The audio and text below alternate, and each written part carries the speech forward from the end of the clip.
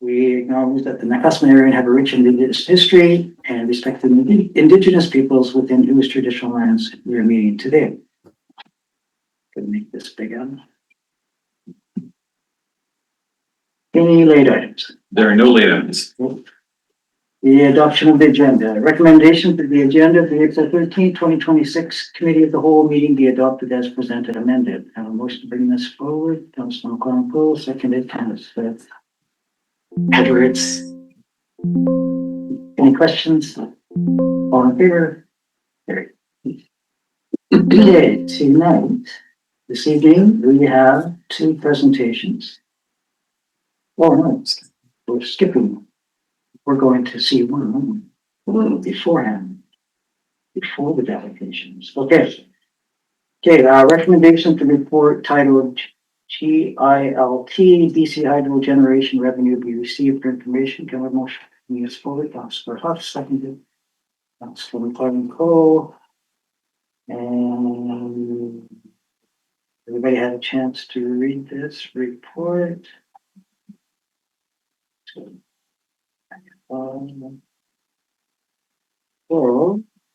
actually, a good report from the CAO. He's been working diligently behind the scenes. And it's time to go massively public. So anyway, did you want to speak on it a bit? Maybe if you have questions, I can answer questions. Okay. Any questions? Thank you, Mr. Mayor. No questions, just a lot of gratitude. Thank you, thank you, thank you. If this comes through, it's going to be huge. Yeah, I do remember, council just brought up a few times back in the day when it was only 1 million. So that was a lot then. Now it's up to 4 million from Revelstoke. Yes. I would just ask, I guess, to either to staff or to the group, because I think this will be I think it's an admirable goal to aim towards, but it's not something that's going to happen next week. Even if we get a meeting in UBCM or somewhere else, they're not going to turn around and say, "Oh yeah, for sure, let's give you all of a sudden all this money from somewhere else." So I think we have to develop a pretty comprehensive long-term strategy. So it's going to last far beyond this term and maybe into the term after the next term. So I put the question out there: what's the most effective strategy? Or if we set up the time to talk about that another time. Through Through the mayor, my thought is this is the time to talk about it. That's the reason why I'm bringing this forward now, is because we at this time now also have another municipality that's not only speaking on their behalf, but speaking on our behalf, which is the city of Castlegar. The fact that they would write what they wrote in that letter to send it forward also, to the province who is doing a review right now. This is something that, we shouldn't hesitate. Now's the time to strike, as they say, as the iron is hot. I did a little bit of further investigation this morning as I was answering some questions from JD Ma.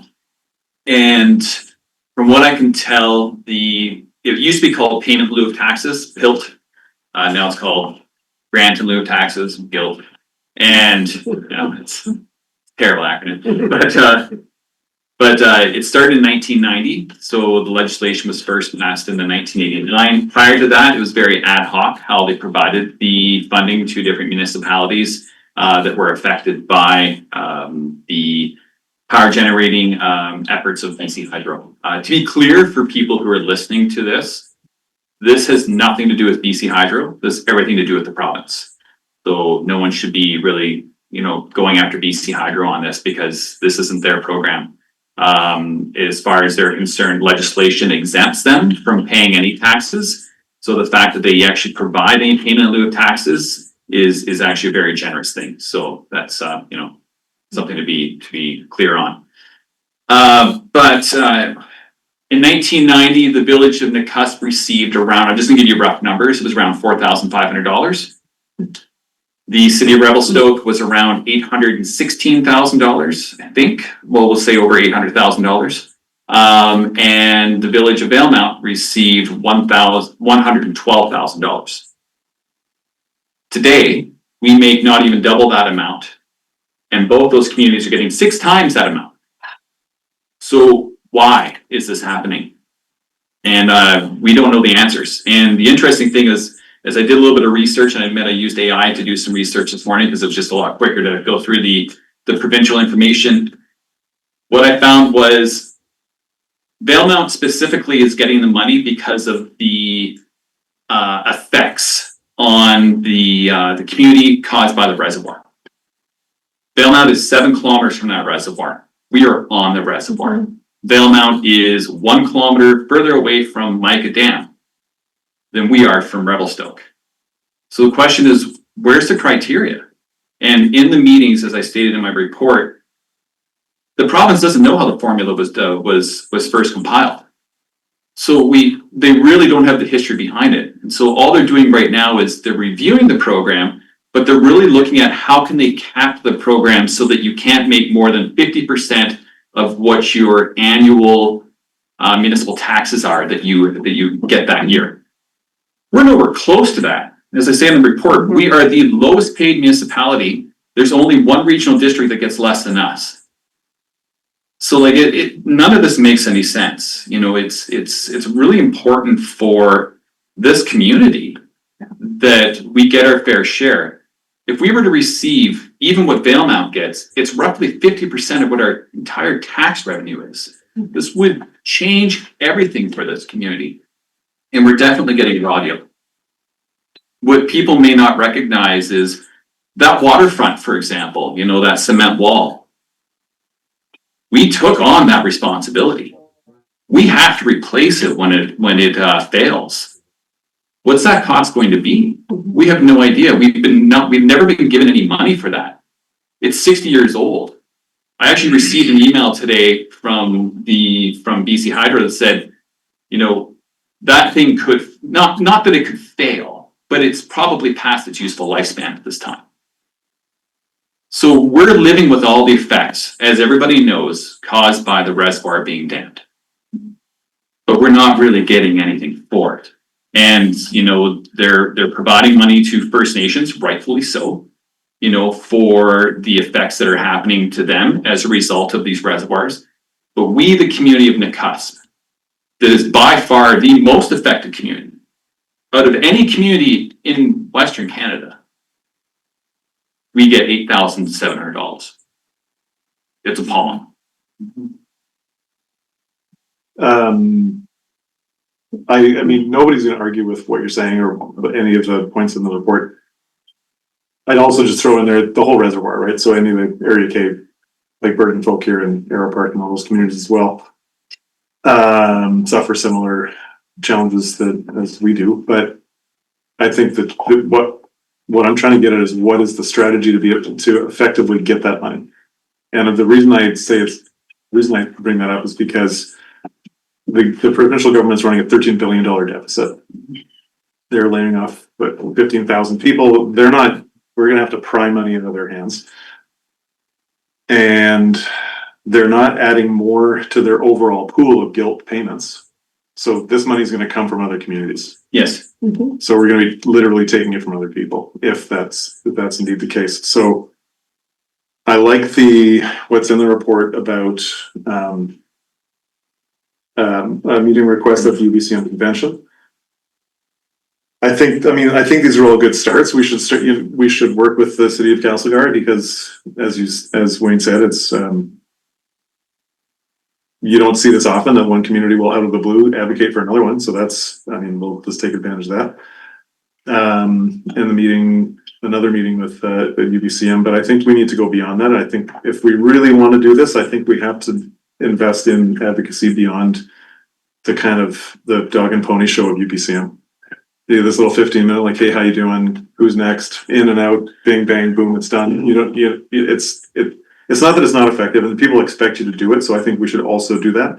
But I honestly think we should send people to Victoria.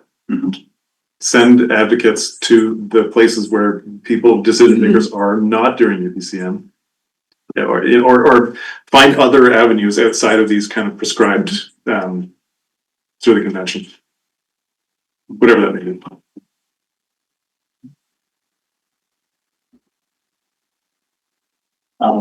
Yeah, I totally agree. Yeah, we've lost major industries. If you walk along that waterfront and you go to the historical archives, you'll see major industries below there. And that was a major tax income and revenue for our community, and it's all gone. There was probably the largest sawmill, Big Bend sawmill, and employed about 400 people. We have a train down there. We had shipbuilding, making poles, value added, just went on and on and on. We had the richest farmland, decisive property there, agriculture all gone. And that's just in front of our village. And then you can just start going down, up and down the reservoir. And yeah, there's enormous loss everywhere. 15 communities lost, had to be most of them had to be relocated.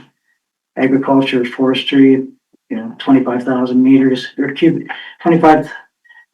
Oh, I think it was how many acres? 25,000 to 250,000 acres gone, timber gone, never to be replaced again. And we have to live with this constantly, 20 meters up and down. And you are right. If you go and look on the waterfront right now, actually, I forget what it's called. The cement they made concrete. I forget what they call it. Concrete. Okay. It was made. So actually, at one time there were steps you could actually walk down. Right now there are no more steps, and you can actually see it slowly wading away, and that's a long time. So no, I totally agree, and I see one of the questions you've got here. So this letter has already been sent from Castleton, from their CAO, right? Actually, from their chief financial officer, Stefan Clausen. And there's some requests, where did that go? With us to send a letter on our behalf with RDCK and, or draft letter, council signature to councilor and RDCK to request further discussions on this topic. So I totally agree with that. If councils agree with that. Yes, go ahead. Just some follow up on what we actually say, because we've had some experience with Minister Dix, who is the minister responsible for BC Hydro, and asked me about it. This isn't so much related to the Columbia River Treaty, but we've asked him about flood risk management payments and so on when the treaty was being almost renegotiated or almost re-signed. And I don't know the Minister of Finance as well, but if that minister is anything like Minister Dix, we're going to have to come prepared with all kinds of information, and not just. I'll find out. I mean, we can say all the things that have been said and that are in the report about, all the terrible things that have happened to the valley, but that's not gonna move the needle. So I would suggest we either go internally, we prepare a pretty serious package, or work with community or regional organizations that would have this information, like a Chamber of Commerce or some similar organization that can go out and say, like, we can quantify the damage that's been done, or the lost opportunity, or the fact that every other valley in 200 miles is developed, and if you look around here, there's nothing outside of small pockets of urban or rural urban areas. So I don't know if we want to leave it to staff to figure out the details of doing that, but I really think we need to have a really strong, solid case, because send a couple of people to Victoria, spend a lot of staff time, like you're spending 20 grand right there. I mean, I'm picking a number, but it's not an insignificant amount of money. So if we're going to do it, let's make it worthwhile.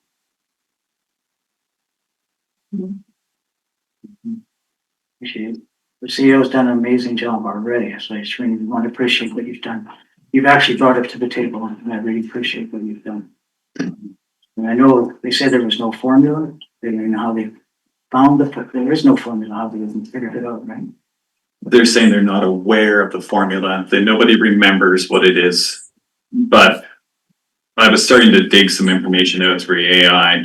So there is some information buried. I'll be honest with you, council, I would love nothing more to dive more into this. I honestly feel that there was one thing in my role, if I could make this happen for this community, I could retire one day and not have to do anything else anywhere else. Because this matters more than anything for this community. It's huge.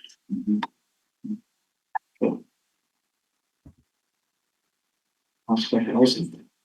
Just a question of curiosity, the money that we do get, or the money that we will potentially get, where is that designated to be spent? Good question. So that just comes in as general taxation revenue, basically. So it'd be the same as myself or another person with a property paying tax to the community. Thank you.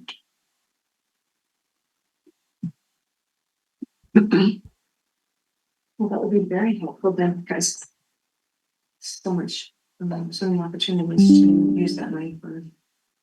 And the mayor brought up a really important part, and that is the lost industry.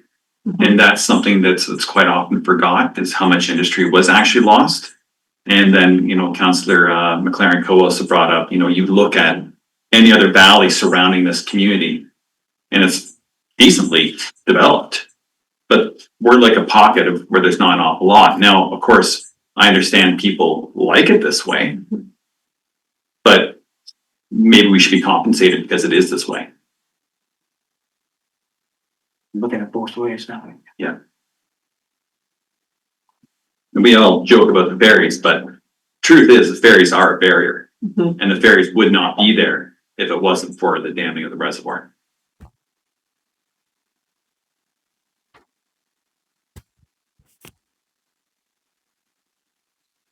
Going forward.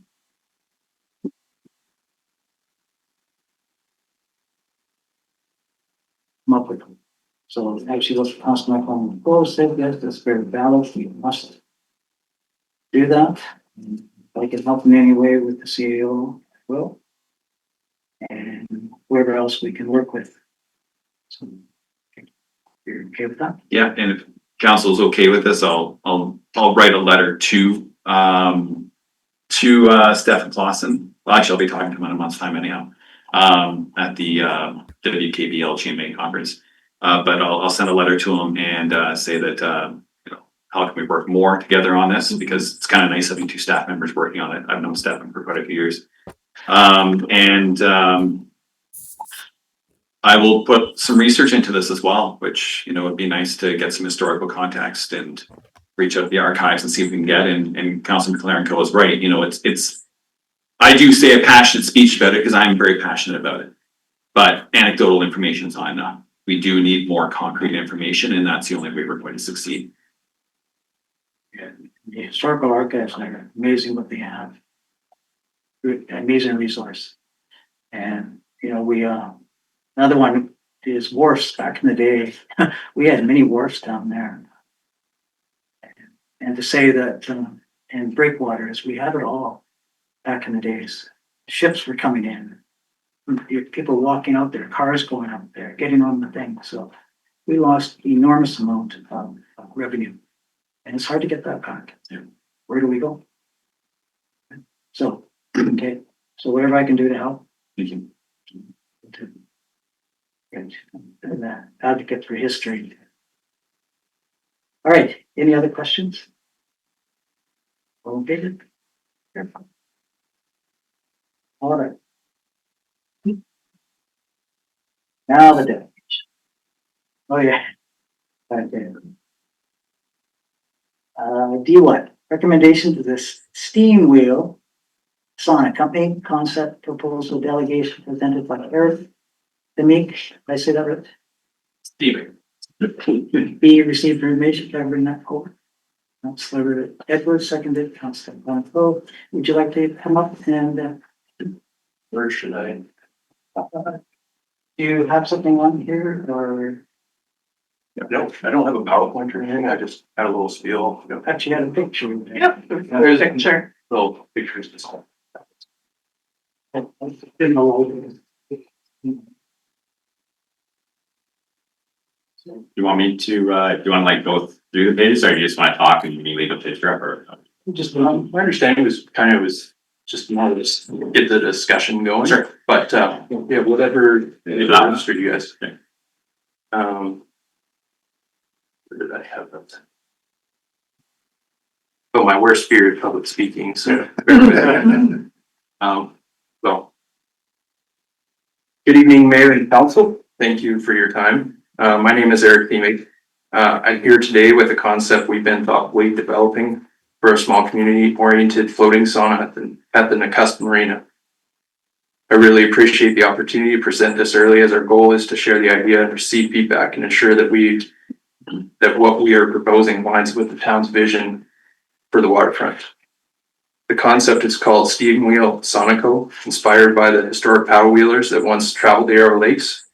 The idea is to bring that sense of history back to the water in a new way through a small floating wood-fired sauna experience. The vessel, called the Nakusp Bell, would be designed to accommodate approximately 8 to 10 people per session and operate primarily from the marina. This is an intentionally small scale, low impact concept focused on creating a simple, accessible experience for both residents and visitors. There's some pictures and stuff in there, but it's kind of more inspiration at this point, just for the concept. The sauna would operate mainly as a dock-based experience. Guests would book a session in advance and receive a temporary access code to enter during their scheduled time. This allows for flexible use, minimal disruption, and a straightforward operating model. We may also offer occasional captain sessions on the lake, but those would be limited and operated under appropriate marine guidelines. Overall, the goal is to keep things manageable, safe, and well integrated into the marina environment. We understand that anything on the water requires careful planning, so safety is a priority for this concept. The sauna would include a CSA-approved wood-fired stove, proper fire protection and ventilation, marine safety equipment, including life jackets and first aid, non-slip surfaces, guardrails, clearly posted safety guidelines. We'd also be working with qualified professionals to ensure compliance with Transport Canada requirements and any applicable local regulations before moving forward. We see this as something that could contribute positively to Nakusp in a few ways. It creates local employment opportunities, sports activity at the marina, and offers a new recreational option for residents and visitors. It's also something that reflects the character of Nakusp, connected to the water, the outdoors, and the local history. Importantly, we are approaching this as a modest community-oriented project, not something large scale. As we can continue refining the idea, we would really value council's guidance on a few points. We're interested in understanding whether there are any long-term plans for marina improvements or upgrades, any anticipated changes to the marina access or security systems, whether there are plans to enhance the public washroom facilities there, and if there are any funding programs or support opportunities for tourism related initiatives. We want to ensure that what we are proposing aligns with where the town is heading. So at this stage, we're simply looking for support, principle, and direction on next steps. We're very open to feedback and want to make sure this is something that fits well within the community. So thank you again for your time and bearing with me. My terrible publicity. Actually, you did very well. Thanks. No problem. So yeah, any questions you have? Actually, This is very preliminary stages at this moment, but it's a great concept. And I don't know if you had a chance to read our waterfront master plan. I did. It was a few months back, but yeah. You get a chance to look at it again, you can see the concept, what we're looking at for that marina area you're talking about, Mhm. and the washrooms and things like that. So please look at that, and you can see how that would fit in. So, any questions? Sure, sorry. Yeah, thanks for this. Just a quick question. So is this kind of a first time venture for yourself, or has this been previously been done? For us, this is the first time. First time? Yeah. Okay, great. My wife and I have been discussing it for about a year now. Yeah. We went to Norway last year, and it's like, we need to do this. Yeah. It's like it's popping up everywhere. Yeah, great idea. So something else? Oh, I just had a quick, not even a question, just a comment. What a cool thing that is. Like, your vision is incredible, and how amazing would that be? Like, that's just, I think everybody here wants to do that right now. So, I agree. yeah, Yes. thank you. Oh, Just quickly, you did great. We did this in, I think, December in Kelowna at the marina there. It was awesome. So I love the idea. More activity down there is great, and a nice dip in the lake after a sauna. It's like small scale sustainable business. I think it's awesome. so would you, anybody else? Would you go up and down the lake with it? Or just stay stationary most of it? We would like to have it so that you could book it for like private sailings, if you will. And get like a certified captain, whoever that will be.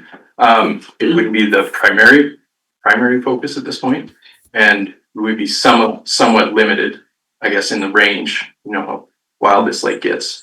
You know, you're not gonna wanna be going into 5 or 6 foot with this, so we stay relatively close, I guess, but yeah, the intention is there. Great idea. So you'll be working with our staff here in the CA and see how that can go with all the, steps. But love the concept, great idea. And I like the stern relay. You should call it the SS Minto or something. Ooh. SS something. Yeah, we can work on the name for sure. Yeah, great. Is there a paddle wheel on it? I didn't see it. We would like to incorporate something. It'd be probably mostly cosmetic, but yeah, we'd like to have something there for sure. And we kind of have a vision of trying to replicate as much cosmetic, you know, kind of old time look as you can get. You know, have a boiler look for the wood stove, and you know, have the old steamer like flared stack and stuff. And, you know, just try to embrace that vibe, I guess. Great idea. Thank you. You're welcome to stay or you can go.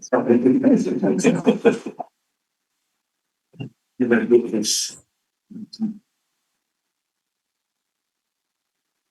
Okay, any other questions? All in favor? Carried.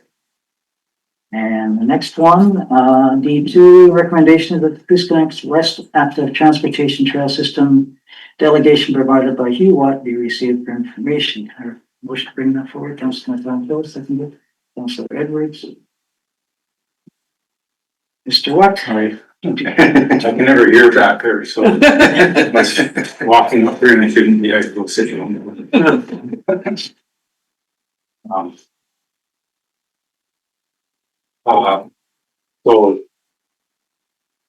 So what I'm looking for is relatively simple, but there's like a large backstory to it, so I'm gonna tell you what I need, which is a letter of support to provincial crown lands for permitting a trail segment that crosses crown land. That's what I'm looking for.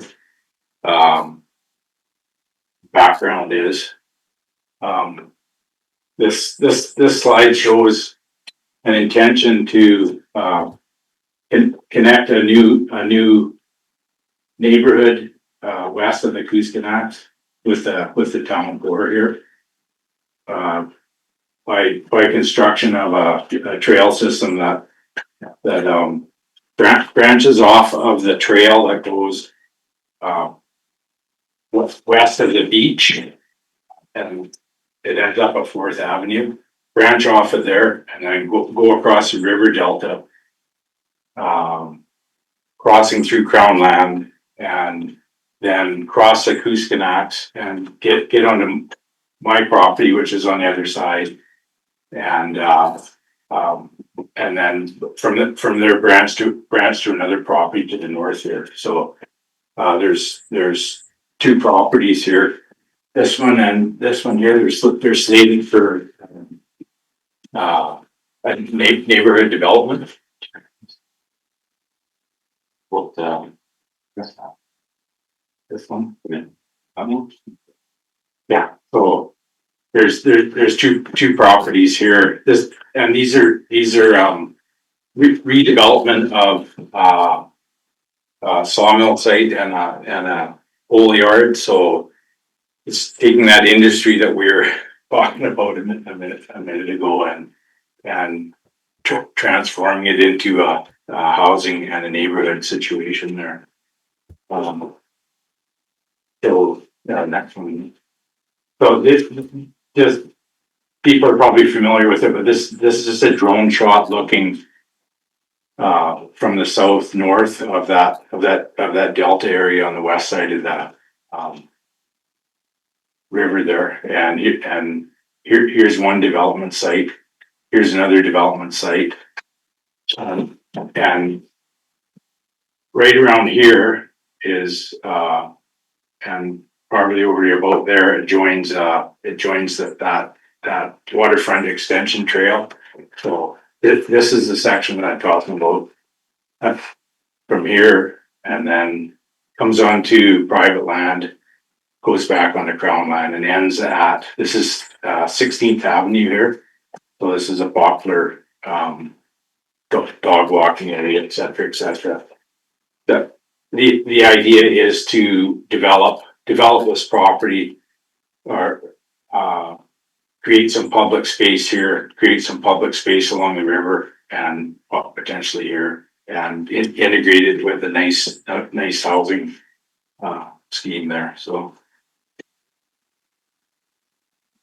this is looking the opposite way at the other property. This is a pole yard that kind of ceased operations in the 1990s there, and it's a nice flat area, close to services, easy to develop, and I think it'd be a great place for people to live. So that's one. This is a plan view showing the same thing. So here's the two properties. It shows how the trail ties in here a little bit better. This one is the existing trail that goes from, this is 4th Avenue Northwest here, and this is the beach area is down here. Then you walk along here. This other one would branch off. It goes on the crown land at this point. This is crown across here, jumps onto private land, goes through private land, come back onto crown land.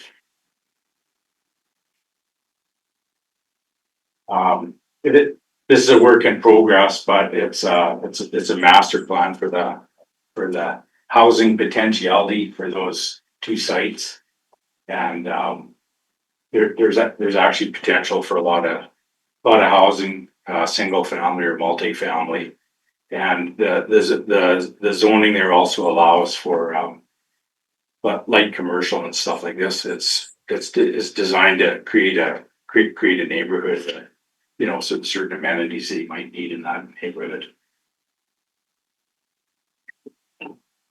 Okay. Last year, True North Forestry, that's my company, we completed active transportation network plan, and of course it applied to the whole area, but part of that was this trail here. So and prior to that there was official community planning and other trail planning exercises where that sort of concept was embedded in. So that's sort of the planning context. This is a zoom in. So here's a public beach, the dog beach.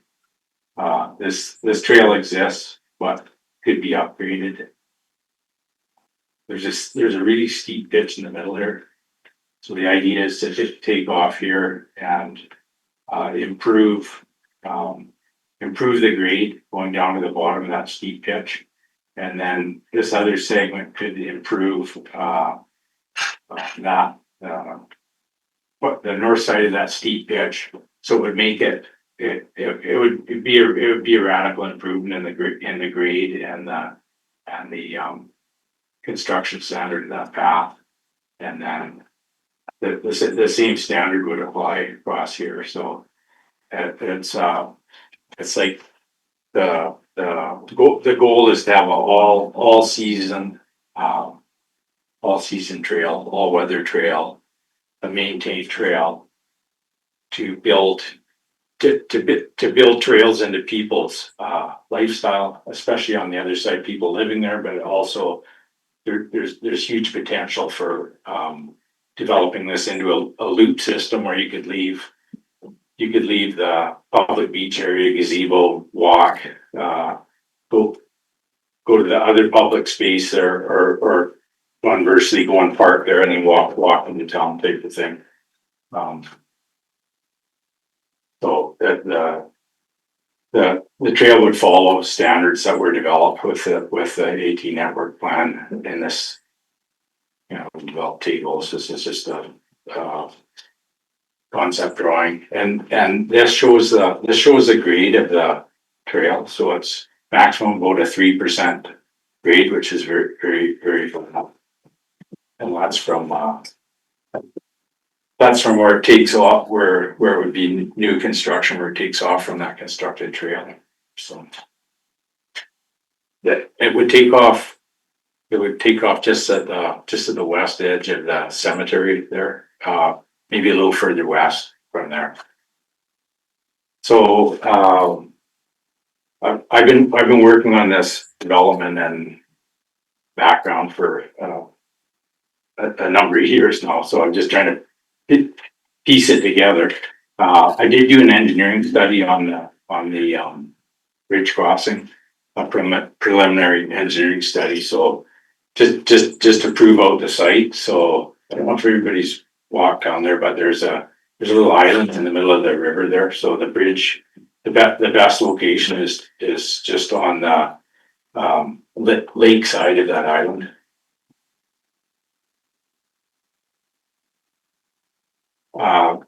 This bridge exists in Castlegar. It's a Zuckerberg Island Bridge.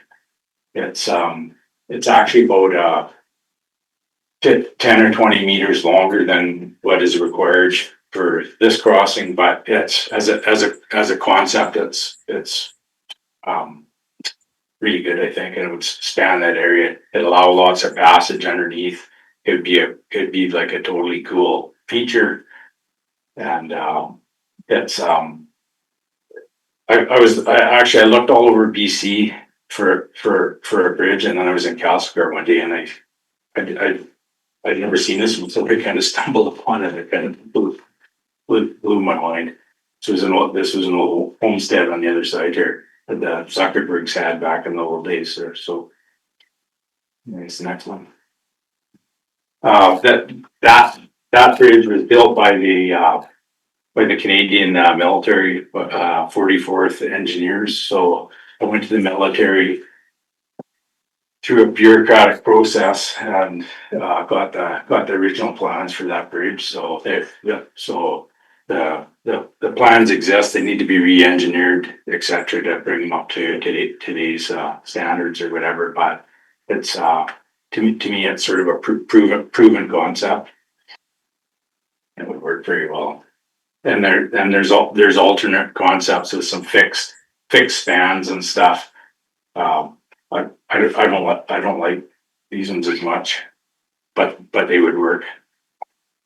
So I just thought I'd put some considerations in the table for this, but there's some opportunities promoting active lifestyles. It would help to increase housing availability and push the active transportation concept forward. So from that private land back to the trail, it's only like 250 meters. So if you walk, it would take 10 minutes to get to Save on Foods. And if you ride your bike, it'd be like 5 minutes of a flat run across there. It's nice. You're immediately immersed in nature, so you could leave. I mean, we kind of are everywhere here, but when you get out on that delta there and in the bit of woods there, you really have the feeling that you're out in the middle of nowhere. So I think it'd be a very good enhancement for people who live here and people who visit here. it's an important trail connection because would open up the whole west side of the Kuskonax there. And from there, it'd be relatively easy to build out a trail system. And, also have a loop that comes back to town, maybe down Sixth Avenue, but. It provides a bit of controlled access to the environment, but in a nice way, I think. And it would help the environment long term. And it creates like easy and safe nature experiences for people. Yeah, I walk there basically every day, so I love it down there, but. And really, people could live there, park their cars, and they could just walk or bike into town. It'd be so easy, rather than have to drive back and forth, because it's actually a fair bit of a drive. It's a very short walk, so that's it. That's an easy way to just promote healthy, active lifestyle, which I think is a benefit that this town could really capitalize on. So challenges. There's all this permits, licensing, engineering. I've done a bunch of it already. I'm perfectly willing to do to do all the permitting effort. I do that for a living at True North. So we have all the capabilities to do it, and because of that active transportation plan, we have a very good planning base, which means we don't have to start at square zero or whatever, and also for grant funding opportunities or whatever to build this public asset or whatever.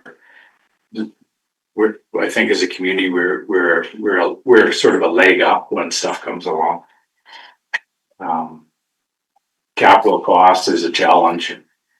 I mean, as a developer, I'm happy to pay a fair share or whatever. There's also lots of grant money out there. Maybe a little bit less these days, but there is grant money available for these active transportation initiatives. And maintenance costs, it's a bit of a question mark. The idea is to build like a very good quality infrastructure, and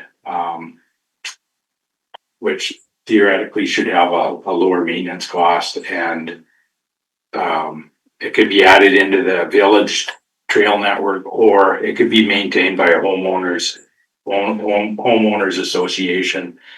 I totally get it about fiscal issues or potential fiscal issues with the village, and the need for people to solve financial issues before they become an issue. So that would be in the front, trying to figure out a way to maintain that. And a good way to do it might be with a homeowners association.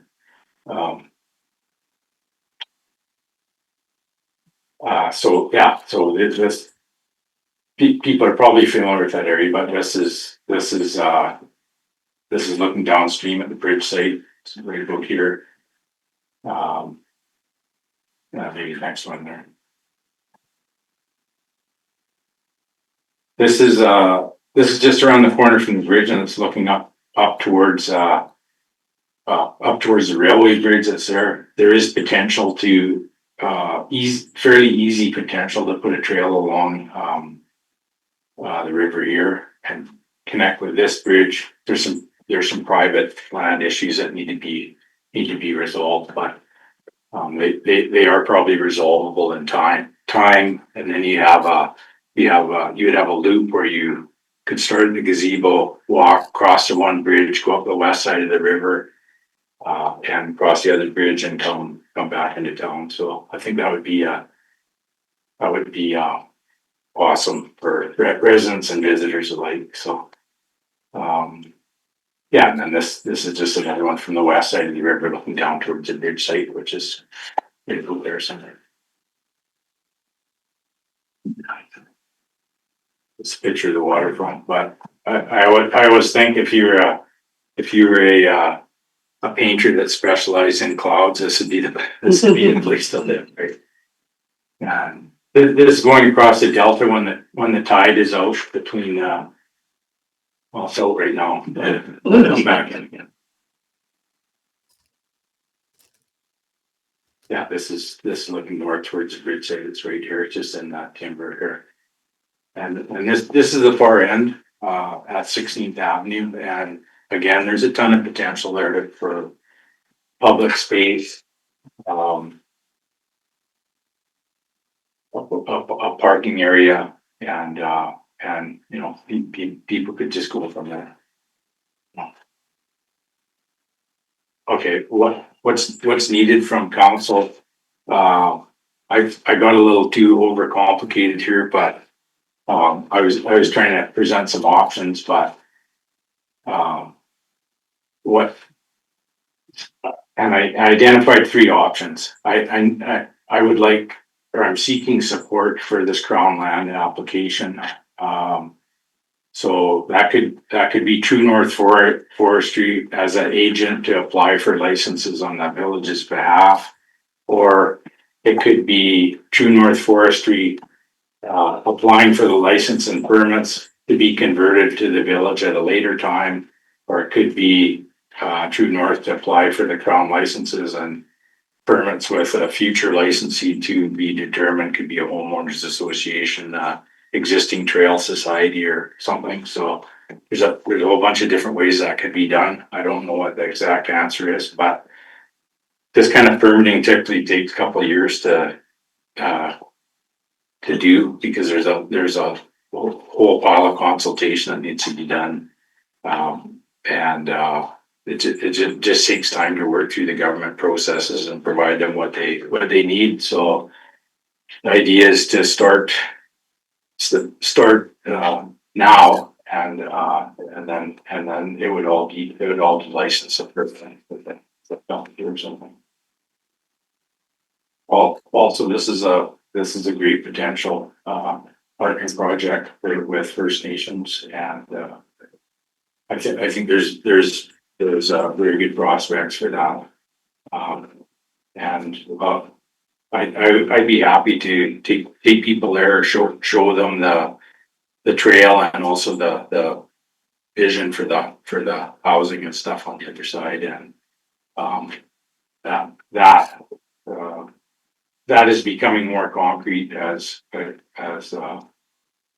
go forward, and there's a subdivision application in for phase one of one of those pieces there now. So there's full intention to build it out, and the challenge here is to figure out what people will be looking for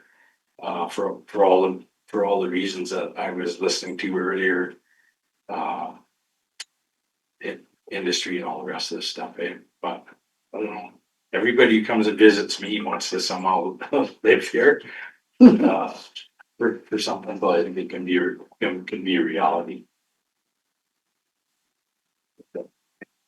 Monsieur? Rick? Can't go. So questions? Yeah. So question, great question, a great concept, great enormous amount of work there. One question, what would that bridge cost when you priced it out? I haven't priced it out yet.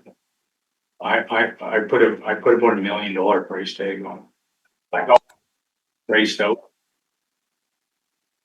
Overkill, like serious overkill, like probably the same style that crosses the Columbia River down a trail or that walking bridge there. I don't know if anybody's seen that, and that was like $3 million, but you sort of don't need that. This Castlebear Bridge would work well.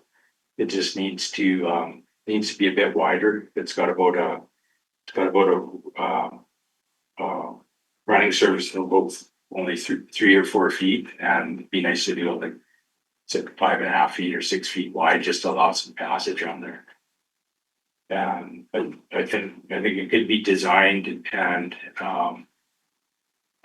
engineered to use also some local wood products and stuff. And that one's all timber and wood down there. That was built in 1984. And I don't know what it cost, because it was a military job, but just to even get those plans was like pulling some serious hair there. So Right, we got it. Where is that bridge in Cascade? it's kind of sneaky, actually. It's if you go, you know where the Forest Service is there. If you kind of go towards the river there, and there's a little road that takes off at a funny angle, and then it's there, right? It's easy to find on Google. It's easy to find on Google or whatever. And actually, it's an awesome little trip to go across there, because the old homestead is It's that little island. yeah. Have you Yeah. been there before? That Yeah. bridge is really cool. Yeah, and well worth it just for the history besides the bridge, but the bridge is cool too. So Questions? Councilman Clarko? Well, it's not a question, just I'm glad to see it getting closer and closer to yeah, happening, so, and excited to watch it in private. So, No other questions? Oh, Councilor Pennell. It's not a question either, but I'd just like to say thank you for doing the work. I know you're doing it without receiving compensation for that, so. in theory, my reward comes later, but unless I've heard so, but I would do it regardless of it. Like I totally love this community, and I want to see it survive and prosper. Great, so yeah, so your request there, we can work with the staff on them. Yeah. Yeah. And they'll get back to us how it's Okay. going. Sounds Thank good. Any other questions? All in favor? Eric? Thank you.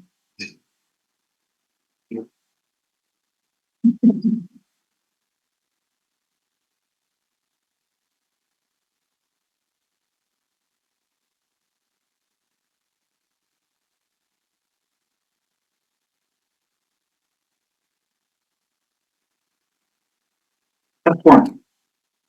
Waste and what? I missed one. Oh, monthly report. Recommendation that the monthly council reports be received for information. Councilor Edwards, seconded Councilor Huff. Councilor Huff, any questions? Oh, Councilor Penoyes. Yeah, I'll just do a little bit of a verbal report. So I attended the Nakusp Area Development Board meeting where they, unfortunately, I was not able to attend the, they're calling it a hub meeting at this time, which is a collaboration of a number of societies getting together to talk about the food procurement and food sustainability in Nakusp.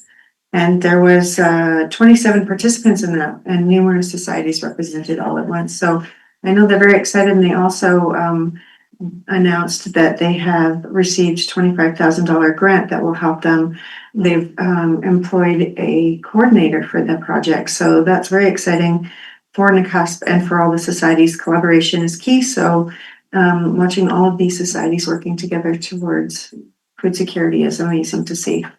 I attended the AKBLG, Association of Kootenai and Boundary Local Governments Conference and Trail, which goes back a little bit further than this report, but I don't think I mentioned that. So, as well as the AKBLG Resolutions Committee meeting. And so that's interesting because it's watching or reviewing all of the submitted resolutions that will come to the conference coming up this week, which is also very exciting.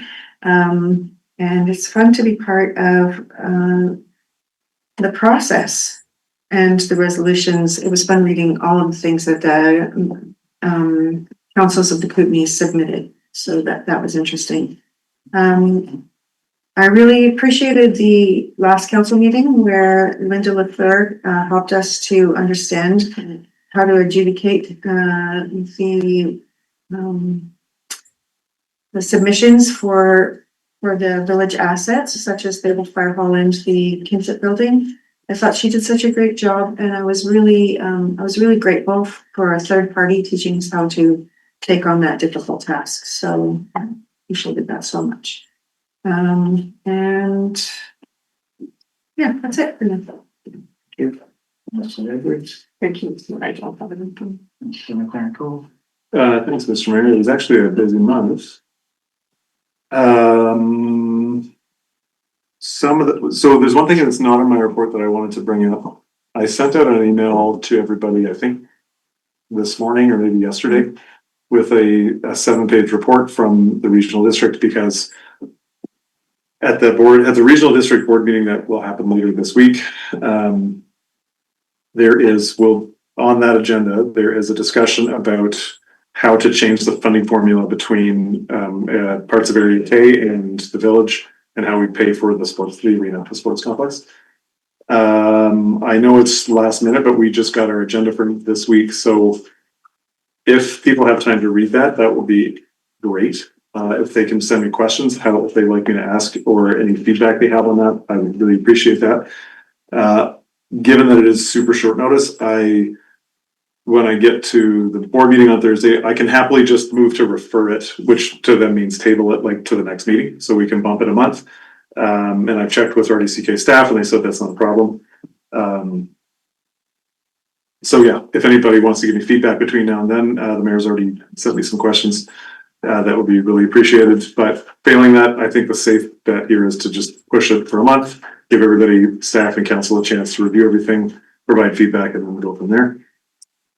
So that's not in my written report, but I was able to attend that Food Alliance or Hub meeting that Councillor Fenoyza mentioned, which was really great. I said 24, but 27 works too for the people that were here. It was in this room. It was very well attended.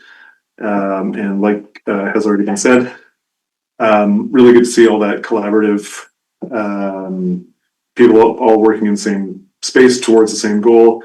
It was facilitated by the Kootenai Food Council, which was really good to have an outside person, again, like Linda LaFleur, to come in and give us just kind of a non-biased, just this is how it works and how do we all work together to improve agriculture and food security in the community. So that was very, very good. I'm really glad to have joined that. I won't repeat about the session with Linda, which was excellent. I got to attend a few webinars online. One was about industrial lands, which wasn't super applicable, but it was interesting. And the other one was an update from UBCM on the proposed updates to the Heritage Conservation Act. I won't get into details, but the information's there. There's some links. If anybody has questions, I'm happy to answer them or talk offline. And if you are a bit of a policy nerd and want to provide some feedback to the province, they have a portal open for another 10 days. So I think it's April 23rd, and you can, sorry, it's an email address, but it's on my report to send feedback about that. Also at the area association, we're prepping for the convention, which is just in a few days. And Councillor Fenoyza gets to make a bunch of speeches. Mm-hmm. So we'll be videotaping those for sure. To review for professional development, of course. Post. Oh yeah, we'll dissect them. And then with the Union of BC Municipalities, I got to attend the Local Government Leadership Academy 2026 Leadership Forum in Richmond for a few days in the middle of March, which was always a very good event. I have several pages of notes, so I won't go into it, but if you want to, please go ahead. There's lots of links, lots of information. Again, super happy to talk about this with anybody at any point. I'll just say quickly about this session. I'll say a few things. It was, it's one of the better conferences in the year because it's a small group of people and it's really the kind of the attendees who focus on professional development and really like leaning into local government leadership as a skill and a trade and really trying to hone their abilities to be good at this job. So it's like UBCM, FCM, everybody goes. So you kind of just are supposed to go. This one it's very purposeful. And it was, the title or the kind of subtitle for it was Finish Strong, Leave a Legacy and Lead Forward, because we're at the end of this term, the last year. One highlight from the session was, I'm gonna look at the guy's name.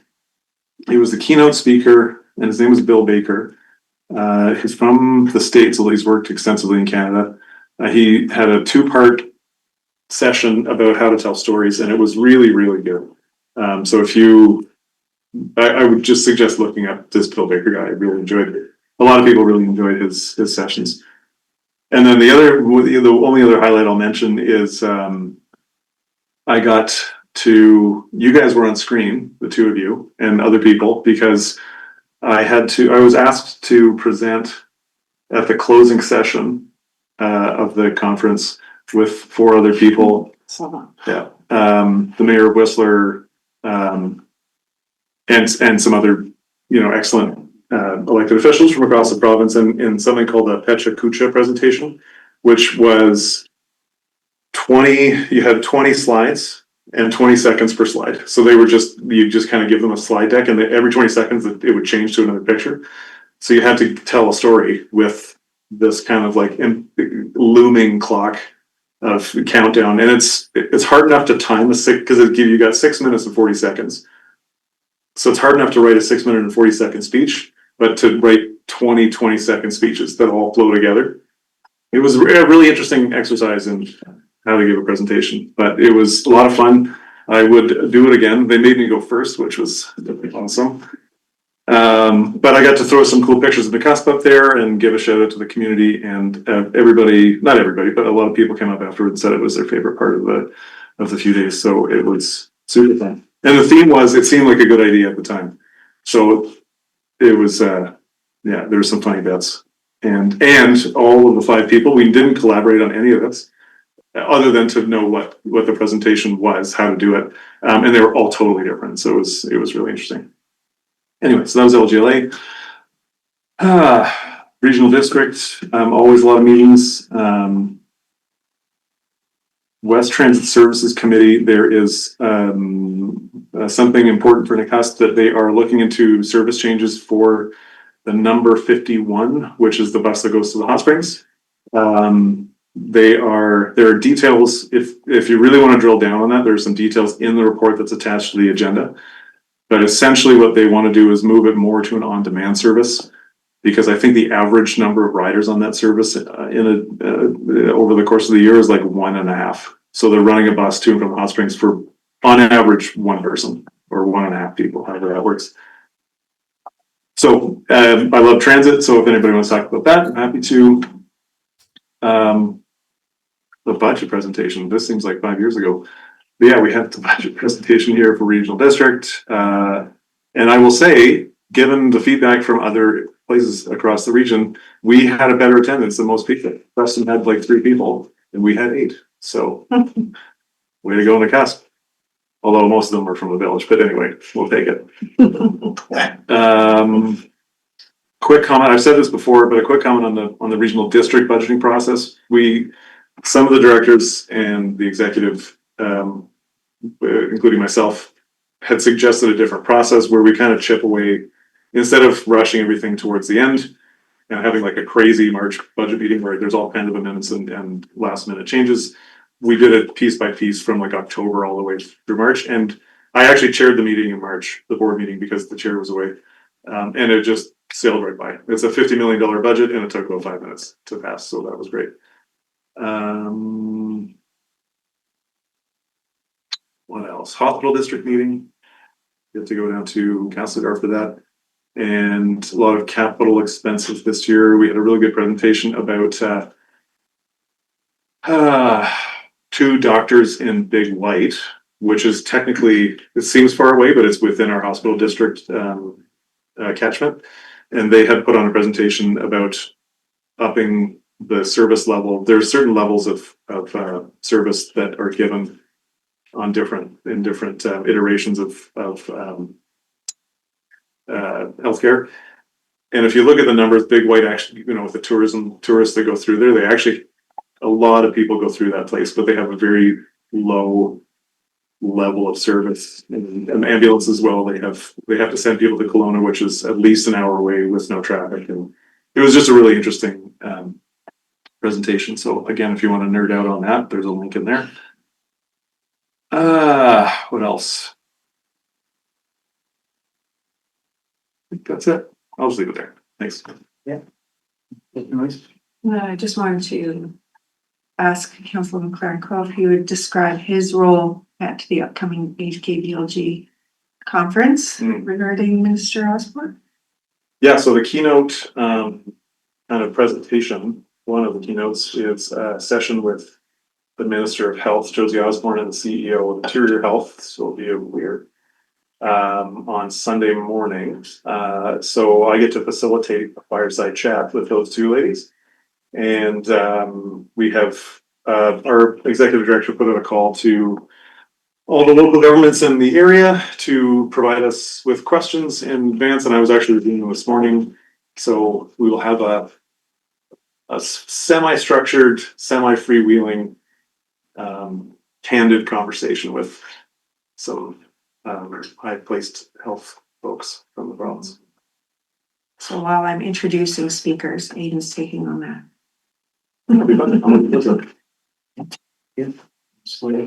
Thank you. I just have a question for Councilman Clarko. What did you say about us in your 20-second slide? Good question. It was part of the presentation was about, of all things, asset management. That's what I chose to talk about. And then, but it was kind of a meandering narrative because it kind of was supposed to be funny as well. And I said something about, I should send you the pictures. There was something about how do you communicate with people? And then it was like, how do you communicate? How do you beat AI? And I had this like, fancy AI generated picture, like, cause this is what we're competing with. The intent, people's attention is very difficult to grab. And I said, the answer for that is talking to people face to face. And I snagged a picture on Facebook of you guys with the Chamber of Commerce walking down Main Street. So I was, and then Bib from Lake Country. Anyway, yeah, so that's what the picture was. Thanks for thinking. Any other questions? Well, thank you. Mine. What is? Sorry, that was busy month. Anyway, March 16th, 2026, management contract with NACFOR. Board of Directors have completed the annual evaluation process and have approved a 1-year extension to Cabin Resource Management contract effective June 1st, 2026 to May 31st. Harvesting and road construction, nothing going on right now. Wildfire risk reduction, Wensley Unit 5, understory treatment, and Green Peaks Resource Management. We're taking that on, and so there's a lot of that going on. Waste, yeah. So Woodlot 406, I'm not sure how to say the word. Bahamas Timber Limited is continuing their work in 2 wildfire risk reduction treatment units in that woodlot. NAC for a 10-year wildfire resilience plan, funding from the BC CFA in partnership with BC Wildfire Service. Working on that. Nakusp Rod and Gun Club, they're doing the wildfire resilience on that area. And community benefits, there was the board approved a donation of $2,500 towards 2026 Music in the Park program. And also a picnic table built for NACFOR by Nakusp Mention that has been awarded to the Nakusp Rod and Gun Club for a silent auction item at their annual banquet. And I just wanted to say a big shout out to NACFOR for their wildfire risk reduction. And actually I'll just talk about right now. March 31st, I attended the 2-day session with Ebwater Consultants. It was called the Nakusp Hazard Risk and Vulnerability Analysis Workshop, assessing consequences and building resilience. On March 31st, risk assessment, risk using 5 planning scenarios, different hazards that could affect our community. April 1st, resilience building, facilities discussion and activities to explore the community. Where are we well prepared for these risks and what else needs attention? What action can we take to improve preparedness, reduce risk, and build resilience?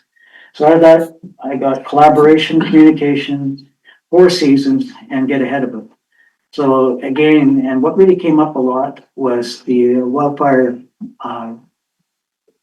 reduction. How can we do it on private land in different areas like that? And the other day, we got a map of our hospital. And in behind it, back in the day, Spicer's donated 6 acres of land where the hospital is right now, is their land there. And in behind it is private land. And I took a walk around it, and the NAC4 have done an area on the upper side, and it's really steep on the lower side. But the biggest risk is our hospital. When I attended this meeting, this kept coming up. Wildfire resilience. What are ways to look for treating? And they've already started. But the biggest thing when they're doing that, when they're logging and everything else, you can't burn. So you're either going to have to chip it because you're right beside a hospital, so you can't burn it. So maybe the other way is to start chipping it, but they've started. There's more room, they can keep doing it. They're doing a great job. But that was one of the big ones that came out of it. And when I talk about collaboration, all parties were there. Every party you can think of to be in emergency services, or every, actually, there was a lot of people. Actually, Kevin, our director of operations, was there. Our fire chief, nurses, doctors. Actually, there's many people who were there speaking, and it was well done. Collaboration, communications, the big one. 4 seasons. Try to get ahead of it. Like right now, we are in spring. Summer's coming. Guess what's coming in summer? So we kept coming up to get ahead of it. Get ahead of it. Have more meetings. Get together with all resources. Get ahead of it. And the fall comes, spring or the fall, then winter. Yeah. So actually, that was really good. Attended the CBT groundbreaking 6-unit rental housing project beside the police station, across the police station. So there'll be 6 units, family units. Some will be affordable and some will be middle income. So I just want to thank CBT for taking this on, and the Harrisville and Lakes Community Service Housing, their housing side of the facilities. They will look after the house and they'll take it over once it's built. So that was really good to see. 2026 Columbia Basin resident grant ready committee. Actually, we printed 500 applicants, and I think I had 25 left on each one. So there was a lot of people came through, and I just want to thank the team that you see in the background. Beth McLeod, I just want to really thank her for her amazing skills, and the council that were there to help. And so I just want to say it was a great turnout, and that was great. So when I was talking about wildfire reduction, forestry with NAC4, I don't know if you knew that Fox Lake Lumber received a 5-year tenure over by Spokane. It's 20,000 meters a year, which is about 450 loads a year. But they don't have, so how that came about, it was Interforce land in the TFL3, and it was going to have to be given back because they didn't have time to get it. It's in a really steep country. But it was offered to Vesnikoff, and they refused it. And Fox Lake Lumber was next. So they've got it. And Interfor is going to be helping them. So it'll be a 2-for-1. Instead of them getting 20,000 meters delivered into their mill, it'll be 10,000, which is average 1 load a day. And so I think that's a great, and the nice thing about Interfor taking it over and logging it, they'll do all the work. So it's a win-win for everyone, and especially for our amazing little mill up there. The other one, about here, as you know, the recent, in March 28th, I believe it was, where the ferry disruptions were happening. On a Thursday and Friday, one of my employees was also trapped out on the other side of Shelter Bay. No warnings, so then, there's many things happening there, people complaining. I had a lot of phone calls. I did reach out to our MLA, Brittany Anderson, Honorable Brittany Anderson, and I showed her the letter I had, and I asked her about sending it to the Minister of Highways, Minister Farnsworth, and she looked it over and she really liked it. I don't know if you had a chance to read this, but she said, send it, and before I send it, I just wanted to ask council if I can put your names on that too. So if you had a chance to read it instead of mine, saying from council. So it's up to council on that. But, the biggest one, essential services. So Waterbridge is not in charge of essential services. It's a provincial,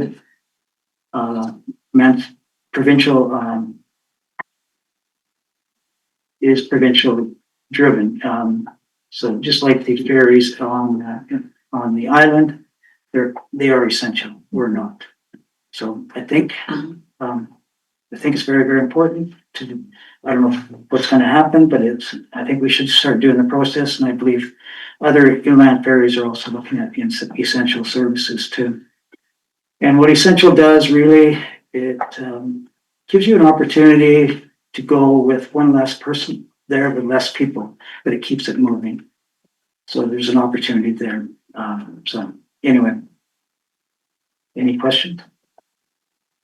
Councilor Clerical? Yeah, I have a few questions. The emergency preparedness stuff, were they, just because the province has cut basically all the funding for Fire Smart, did anybody at that meeting talk about another way to pay for any of this, the preparedness, to get ahead of it? I know the community forest, they've been able to get some more funding, and I think there is more funding coming up. It wasn't brought up into much detail how the wildfire risk reduction funding that comes from emergency group. But the biggest one was protect our community. Well, how can we do it more? And private land is a big one. But there is, to the CO, I believe when I read, there's a report out UBCM that I think brought it up that there's more funding available for. Did I see that?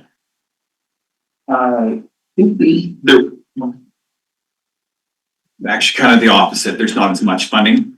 They were having they were going to basically cut the program quite significantly. However, we have some funding still available from the last grant that would be able to use for property owners.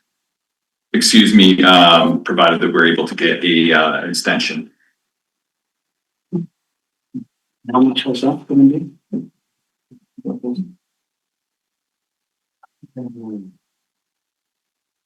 You still have like close to 100,000 for like assessments and the work. Bye. But we still have to make sure that we have an extension from UBCM to be able to continue using that money. I know some people. I'll be here a week, I'll stop them. And another question, Mr. Mayor. The ferry advocacy, I think that's called the Hera Proctor Ferry Committee or something, because they have the Hera Ferry, Uni Bay Ferry, because they've had even worse disruptions than we've had here. So I know that they're working on something, and they've kind of looped us in. Like they've kind of just said like also Arrow Lakes, although they don't really know about what's going on here. So it might be worthwhile to get in touch with that group and have a larger voice for advocacy. Yeah. Okay. And Councilor Edwards. As you know, Mr. Mayor, we were kind of separately, the mayor had already written a letter, and I was going to bring a notice of motion to our next council meeting in regards to the ferry. Would it be appropriate to kind of consolidate our efforts? Yeah. I actually did. Yeah, I just didn't know. Because I got her to read this MLA, and she said, "Send it." Yeah, sorry, I didn't know you were doing that. I didn't know I was doing this. I can wait.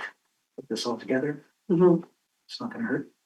So, Sorry if I may, the regional district has done some advocacy on all kind of the general stuff too. So I would suggest if and when we get to have that conversation, there's maybe a slightly different framing for this, because the essential services. Anyway, there's other things we could talk about that can make this a more robust advocacy piece. and wildfire risk reduction, for our community, Bree Lilies. Doing it for the RDCKs, I'm not sure who they have right now, so. Anyway, that's all I have. Any other questions? All in favor? Carried.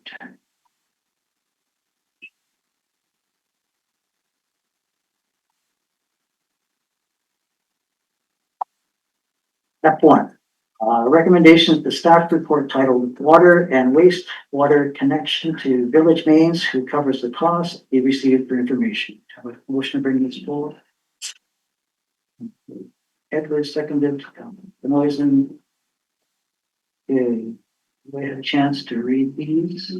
We had a couple options. I might have a third one later, but discussion, any discussion on these? No, I guess just in general, my comments here is kind of a strange beast here, because typically I'll say new construction service goes to property line. So are we, just how I read this, so this is existing infrastructure that we're hoping to somewhere cover the cost of extending those services to property line? Through the mayor, so right now, a property owner who has a new development has to pay for the full connection from wherever, like, so we'll say the house, The source, yeah. all the way to the main. Yeah. So the question we're asking is, in the case of a repair, as it currently states, wherever the property line sits, Yeah. the section that would be on their property is their responsibility. The section that is on the village's land, so the boulevard, sometimes across the road, meeting up to the connection point, is a responsibility of the village. 100%. Yeah.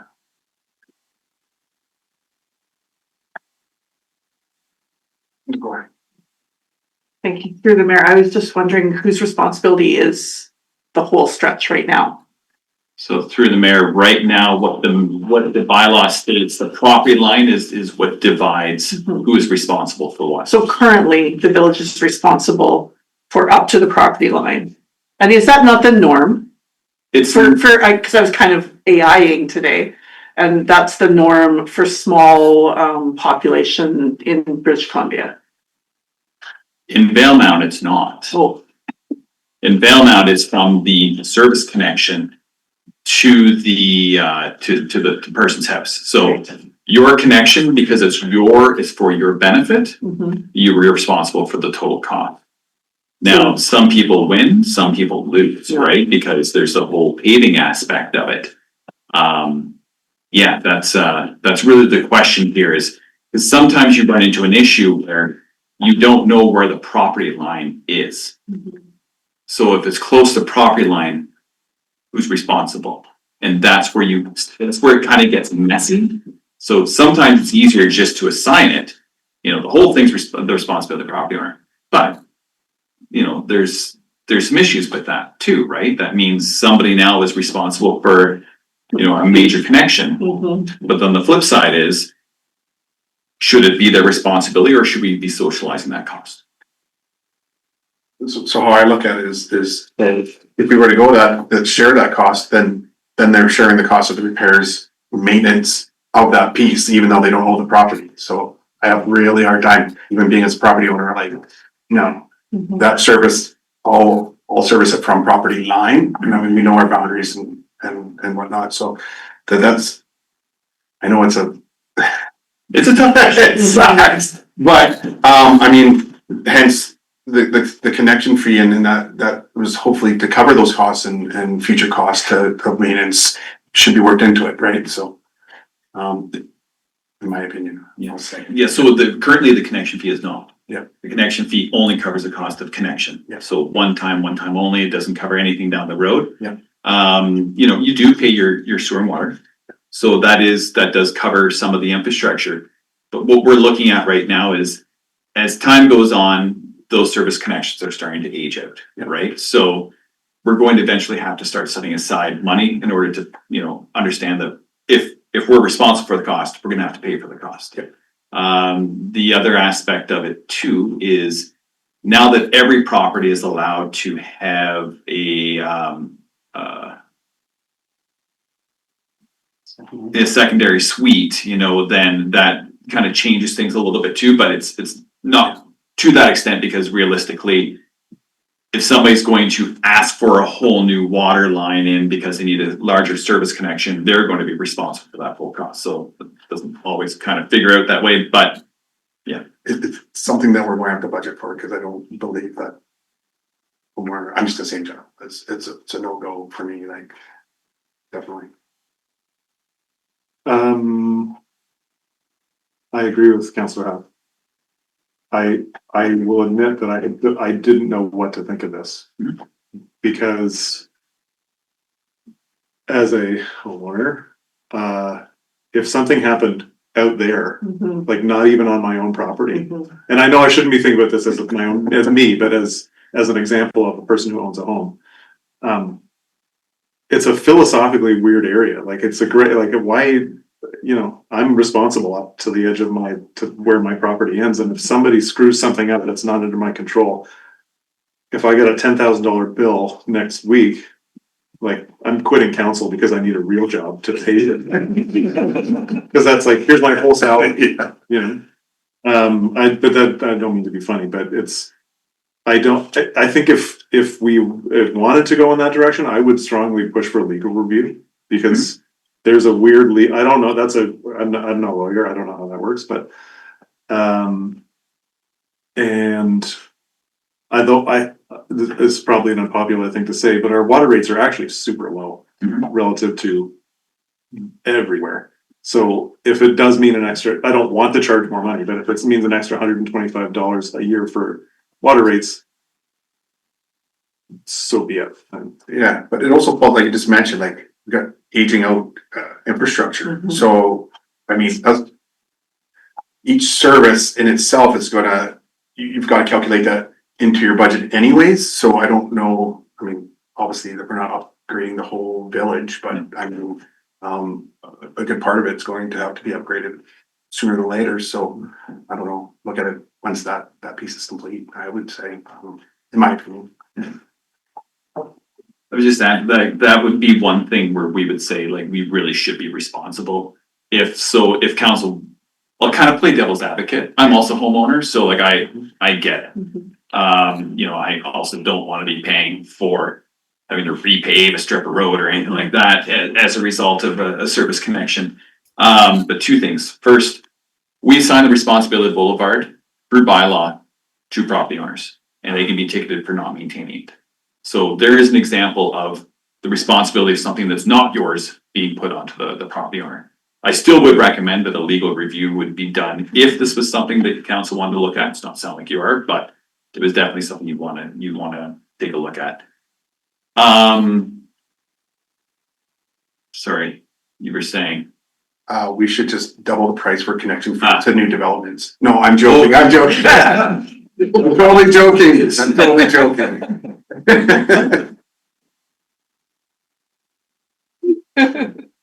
Sorry, I heard over. Oh yeah. Oh, bylaw provisions for new infrastructure.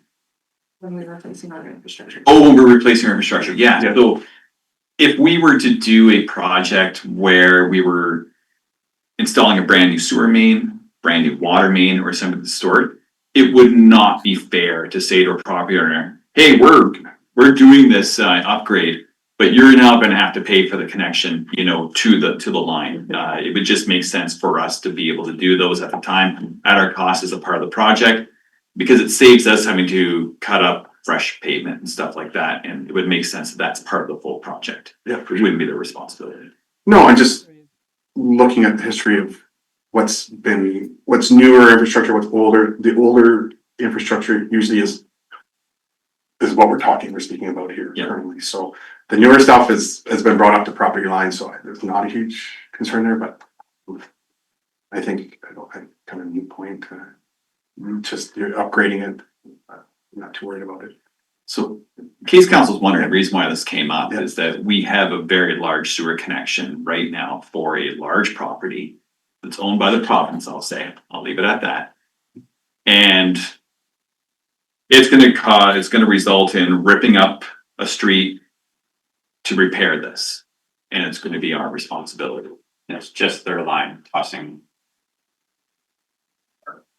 Basically, two streets, kind of like a corner. What's different? It's the problem. So is it? Yeah, see that? But is It it's connects to the main, like, and it's live. yes. So who's responsible for that? That's kind of what this comes down to. Is it It only services them, I won't say who it is. and you have to tear up, quite a bit of street and a lot of pipe. That's all just servicing them. That's boo on us. That's shame on us. Like that's us. Sorry. Yeah, but the thing is, we don't know who installed it. Like, so like, Yeah. it's really difficult. So like we, through staff, Yeah. we all have different opinions on this. Yeah. And so that's why we're really excited for you to make this decision. I'd like to hear Kevin's, opinion, information on. He's a socialist.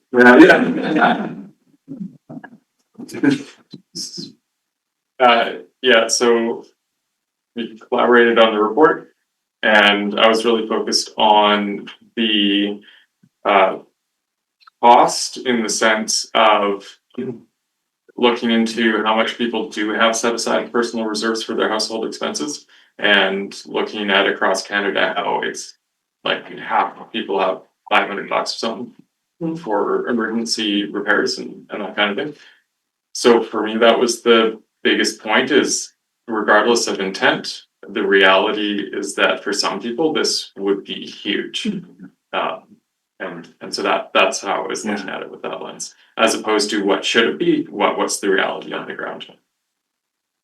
So if it's a single, I mean, it's more than a single, but just this example is a single situation that is, like you just mentioned, is government is involved. So I don't feel bad as now, you know what I mean? But again, to make it, policy or whatever it may be, I fair is fair, no matter who the party is. Exactly. It has to be consistent. Yeah. But it also comes down to, maybe that user, by flushing things that shouldn't be flushed, caused this issue Oh, yeah. and now we're having to replace it, right? Okay, I'll go. Kevin kind of made my point, but I think it's not. So to the provincial building that has an issue, you can't pick and choose the policy, right? No. We need to make policy decisions that are sound, not based on individual cases. But when it comes to home ownership, I get nervous because we're talking about people's homes, and like Kevin said, the last thing we need is to be making it difficult for people to live in a home. Yeah. And I mean, just look at the census or the Statistics Canada, any information around here. What's the average income here? It's not high. What's the average home here? When was it built? More than, I mean, I'm kind of ballparking a number here, but I think it's 60+% were built before 1980. So they're older than I am. And the average age here, the median age here is 54 as of the last census. So I can imagine it's probably even higher now. So you can infer from that a lot of people are probably on old age security or some kind of fixed income pension. The last thing they need is a $10,000. I don't consider myself a socialist, but I'm okay with socializing a cost like this if it means not putting people out of their homes. And let's not talk about the war of choice in the Middle East that's putting up diesel to $2.30 a liter, et cetera, et cetera, et cetera. And that's not going to get, I don't want to go on a tirade here, but That's not gonna get any better. The effects of what's happening in the global economy here have not hit us yet. So people's lives are gonna get substantially more expensive. So if you turn it, like, I couldn't afford it. I'll admit that right now. If I got a $10,000 bill tomorrow, I would be looking around to borrow money from people to do that. And it's not about me, but I do not think that's a fair thing to put on people. Sorry, it's just back to Mark's comment about flushing things down. So is there policy or is there any information on what can be flushed or if damage is caused, so if that's the case, an investigation is taking place, then I think for this case, we should proceed with that and recoup it. That's a good point, and that's, there's nuances you can put into the bylaw, right? And currently as it is, where the property line is, the homeowner's responsibility ends. So if somebody were to somehow plug a sewer line, but just beyond, the property line, it's our responsibility to clean it out, our cost. But there could be, but it's so hard because in order to access the sewer, for example, to clean out the sewer line, who does that initially? To say where the blockage is, right? That's why this gets really messy, because when you start looking at the real world realities of what we're dealing with, how do you determine that? Choose the investigation costs, just to figure out whose fault it is. Well, this is really good that you're having this conversation, because maybe there's certain things you'd like to see in the bylaw that, maybe that's the responsibility of the property owner, is something like that. Or maybe it's not. Maybe it's always our responsibility. Well, flush blue jeans. Happens. I have a second logistical question that maybe is moot and maybe it's not important, but in reading it said under option 2, who would perform the work? And then after that, it says the property owner's contractor could perform the work except for the work that touches the village main.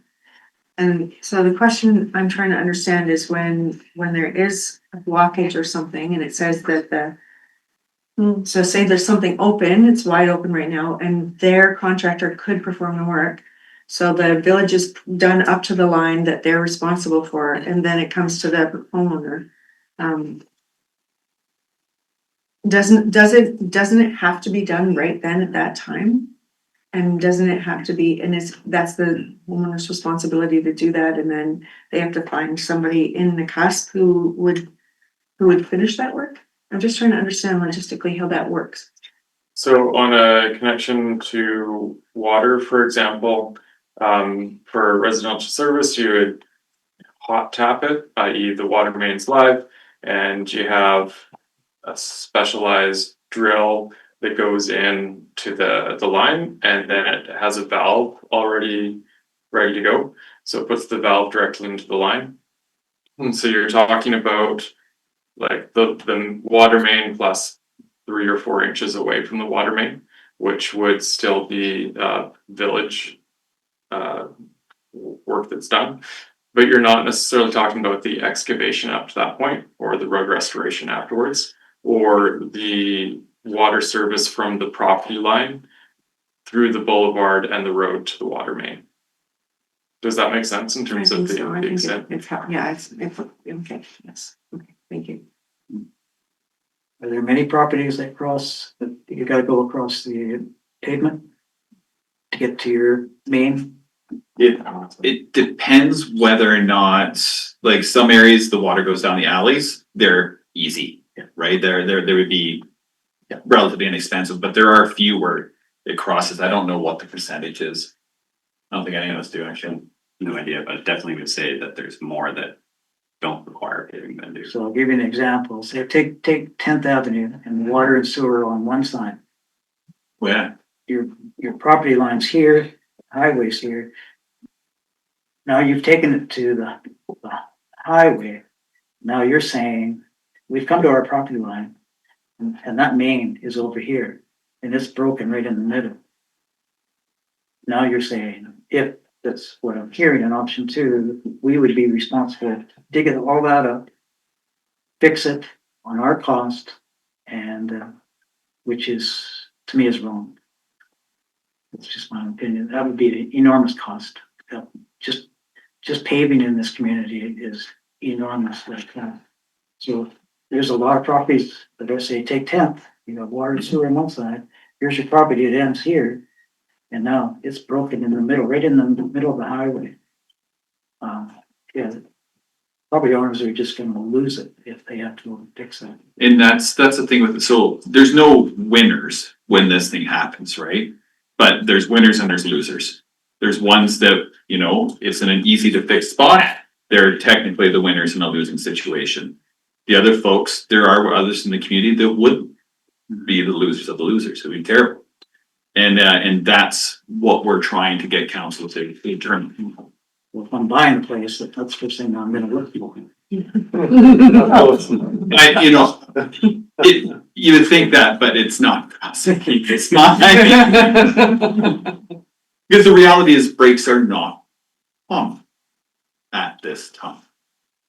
So have we mapped out some service connection points around the village? Like where on properties, or do we know somehow service connection or the direct service or It's somewhat? some, Yeah, that'd be a good starting point to understand that, because it goes to your point there, because I mean, as long as there's a service connection point, that everything falls in that zone, beyond that zone is village. I would, you know, again, in my opinion. are you thinking more like from the curb stop? Yeah. Ah, okay. Yeah. And that's another option, right? From the curb stop. Curb stop in the ICs. Although the curb stops are usually Yeah. on the private property, and we don't want to work on private property, just due to liability. Yeah. And usually when you cross the highway, say that property line is on, say it's on 10th, you gotta cross. So when you're building that line, you have inspectors coming out to make sure it's done properly. Or the village isn't gonna pass it. Yeah. So they've done the homeowner's done their due diligence, or the village has to then. If it broke in the middle. We would have to anyhow. Because anything that we're going to want to, at the very least, inspect anything that touches our lines. Just because they're ours, right? Unless there was a contractor that we knew that we worked with time in, time out. This is what I found in other local governments. If there was there are certain contractors that know your system inside and out, and that might be a preferred contractor that you would be like, okay, yeah, we'll let you do that, but it's usually a staff member taking a look to make sure it's done. And I know some properties where the water and sewer line, you're talking about property lines, are on. Well, when the surveying was done, it was done probably wrong. And back in the days, I'm going in the 60s and 70s, there's water and sewer, village water and sewer sitting on somebody else's private land.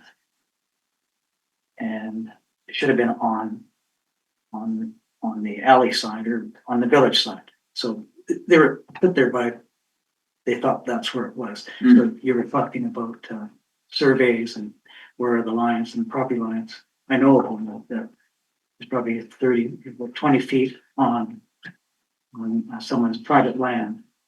So does that mean, yeah, so that's an interesting one. So, Well, it depends if there's an easement. Or a statutory right of way. So sorry, not easement, statutory right of way.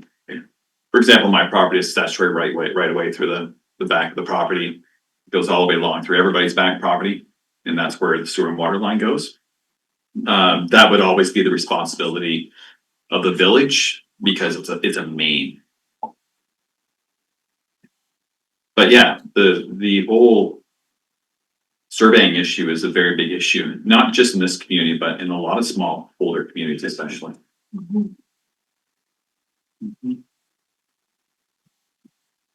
what's the census? Read it, the wheels.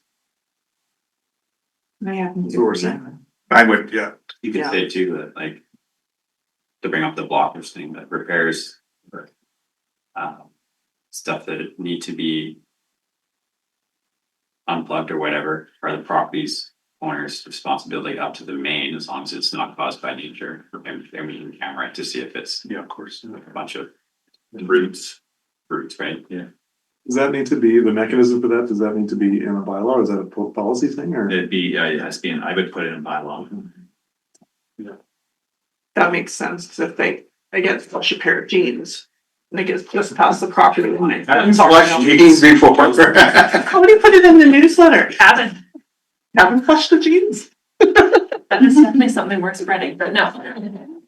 The other thing I would recommend too is that if the person decides to do the repair on their own or to install a new service line, it already states this, but just that is their responsibility. So if someone decides that, you know what, I want a larger sewer line, that would be their responsibility, of course.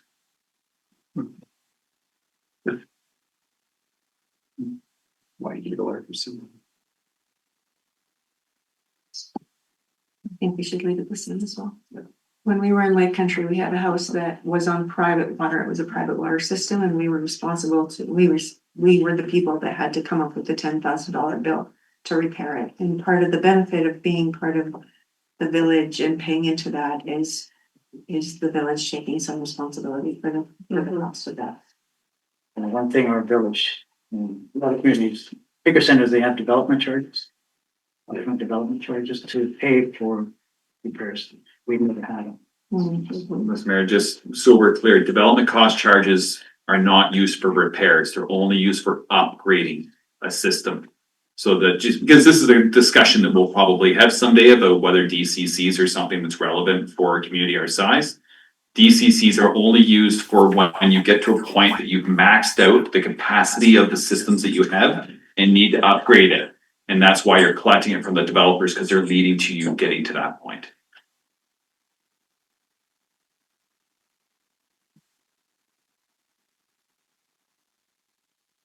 Leave as is, sort of consensus. Yeah. Any other questions? All in favor? Carry. Which one are we on? Two. Two.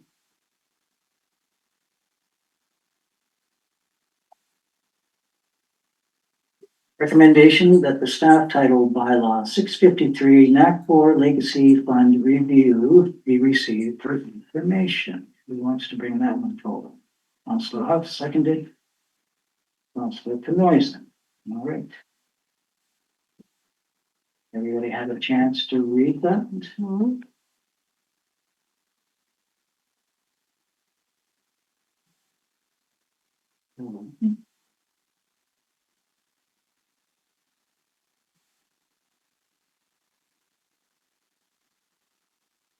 What I didn't see here is the bylaw 2018 in here. That's at the end. We can. I see 21st one. It's consolidated to 2018. Oh, okay. Okay. All right, so I did look at it. And it do has some things to say. The committee of the whole. So I struggled with this one. And because I know the history of this, and I know a lot of people get upset when I bring up history, but this one bothered me. So I just want to say a few things, or a little letter here. There are moments in the community's history that truly define who we are. For NAC4 and the Ehrlichs, this is one of those stories. And I believe without hesitation that the Nakusp Area Community Forest is one of those most successful and important story a community and area have ever built, not just in terms of dollars, but in terms of what it represents. Because this didn't start as a government program, didn't start with funding, it started with an idea. Well, back in 2002, a local resident, Warren Lee, asked a simple but powerful question: what if our forest could belong to our community and area? From that one idea, something remarkable began to take shape. People came together not because they had to, but because they believed in it. Resident Warren Lee spearheaded this. All by himself, he started reaching out to people. One of them was myself, Kathy Smith, Esper Nielsen, how can we bring a community force to Nakusp and the area? Later, representatives from Pope and Talbot came aboard, Ministry of Forests officials, Area K through the RDCK, the Village of Nakusp, later the Development Board. Different perspectives, different interests, but one goal to build something that would benefit the community and area for generations. That collaboration is the reason NACDOR exists today. And it wasn't easy. By 2007, there was pressure to move forward. Decisions had to be made. We made options to align with the RDCK, the village, or form a social enterprise or something entirely different. In the end, we chose a path that allowed us to act quickly because we were under the gun, and with the village of Nakusp becoming the shareholder, not because it was perfect, but because it allowed the vision to move forward. And then came the hard part. There was no guaranteed success, no certainty, just risk, determination, and belief. Funding had to be pulled together through the Columbia Basin Trust for operational. They put in $250,000. Area K put in $30,000. The village of Nakusp, 8,500. We stepped up when it mattered for Operation Capital. Early operations weren't glamorous. To get funding quickly, they had to log cedar poles in the Galena Bay area, which is in the Okanagan region. Not as a long-term vision, but to generate revenue, payback, and pay the supporters and prove that this idea could work. And it did. A volunteer board with representation from both Nakusp and Area K put in that time, built the policies, and made the tough decisions. A management team carried that work forward with professionalism and care. And over time, something incredible happened. This community force became sustainable. Then it became successful, and then it began to give back. Since 2014, NACBOR has contributed over $630,000 to nonprofit organizations supporting the very fabric of our community. It has returned over $2.3 million in dividends to the village of Nakusp with a commitment to share those benefits with Area K, including communities south of Air Park to Edgewood. It has supported students through annual bursaries. It has supported recreation services and opportunities that would not otherwise exist. And it has all done this quietly without flair, because the truth is forestry doesn't always get recognition. It often gets criticized. But no one questions it where those dollars are helping their organizations, their children, their community. That's why this story matters, because NACBOR is not just about forestry, it is about resilience. Our community lost so much. When the valley was flooded, we didn't just lose land, we lost industry, like we talked about before, shipbuilding, lost mills, et cetera, et cetera. And that happened all along the reservoir. That meant Edgewood, Fauquier, Burton, Galena Bay, up that way. 15 communities were impacted. The economic impact of that loss has been felt for generations. And then this community kept going. The Columbia Basin Trust has played a critical role in that recovery, and we owe a great deal to that continued support. But NACBOR is something different. It is something we built ourselves from an idea, from collaboration, from trust. And that's why I feel so strongly about where we go from here. Because this is not just about a bylaw, this is about a legacy. And as the mayor, someone who helped build this, served on the board, and now sits at this table, I have a responsibility to look at it from both sides. Yes, the village is the sole shareholder. Yes, council has a duty to ensure accountability and make decisions in the best interest of our taxpayers. But we have a responsibility to respect the history that got us here. This was never meant to be a one-sided model. It was built by a regional partnership. Area K is not just a stakeholder, it's a fundamental to this story. The land base is there, the contributions were there, the shared benefit was intentional. And the NACBOR board, those volunteers, they are not just advisors, they are the stewards of something that has taken years to build. So when we talk about changes, removing collaboration, removing allocation models, expanding authority, we need to be careful, not because change is wrong, but because how we make the change matters. We cannot lose the spirit of collaboration that made us successful in the first place. To me, the path forward is clear. We modernize, but we do not erase. We create flexibility, but we do not abandon fairness. We maintain council authority, but we respect the partnership. And most importantly, we bring people back to the table, because now this is how it started. And that is how it should continue. At the end of the day, this is not about taking something away. It's about making sure the success story continues, not just for us, but for the generations that come after us. Because what was built here is rare. And he's got some other, just some. So I did talk about what was put in, 25% allocation. The first 5 years of that bylaw did say that to go to area K South. Later was amended by the bylaw 2018, approved by council to continue with the 25%. And in that bylaw, I sat at that meeting with council and we voted on to continue the 25%. Early discussion reference when we sat around that table earlier, when how the 25%, it was also brought up about 15%, but it was changed to 25. Purpose to ensure area K, especially South, shared its benefits. So anyway, I've got some ideas, but how to bring those items 4, 5, and 6 forward. But got some ideas there, but just gonna leave it there and for council. Anyway, that's my council up. Yeah, thank you, Mayor. Zilznick, and I just want to say I appreciate the history and the efforts that, you know, yourself included put forth in developing the NAC4 brand. And with and I'll repeat, all due respect and I again, I can appreciate it, but I have a hard time. We have such a, not a hard time. You make some really good points of collaboration, but I have a hard time we have with some of the comments, you know, what you made. This NAC4 can be something great.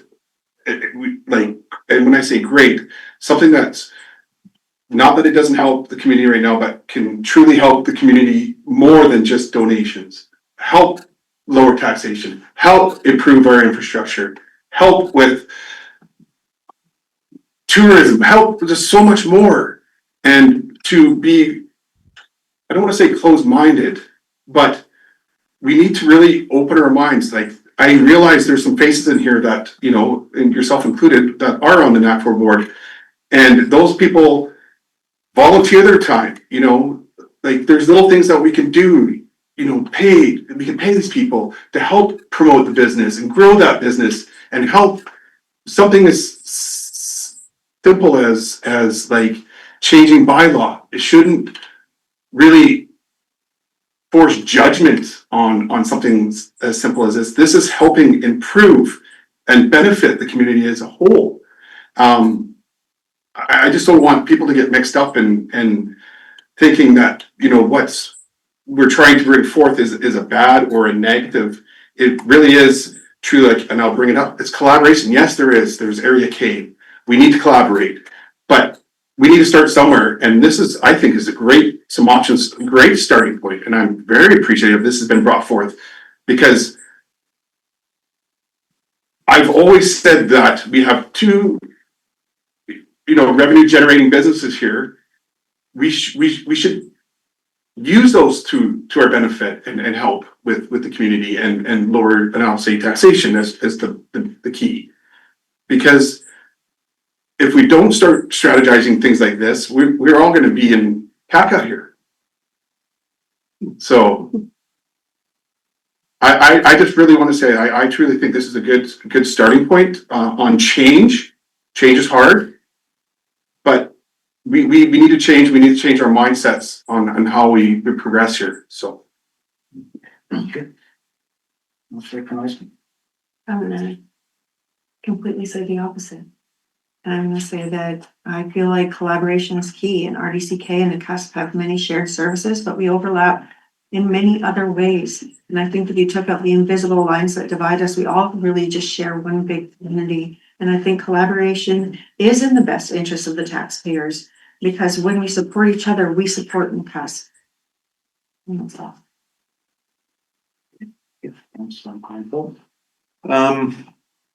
This is a tough one. I'm, as we're meant to be, trying to be open-minded coming into this. So I mean, okay, I have a lot of notes here. I'm gonna try to distill it down to something manageable.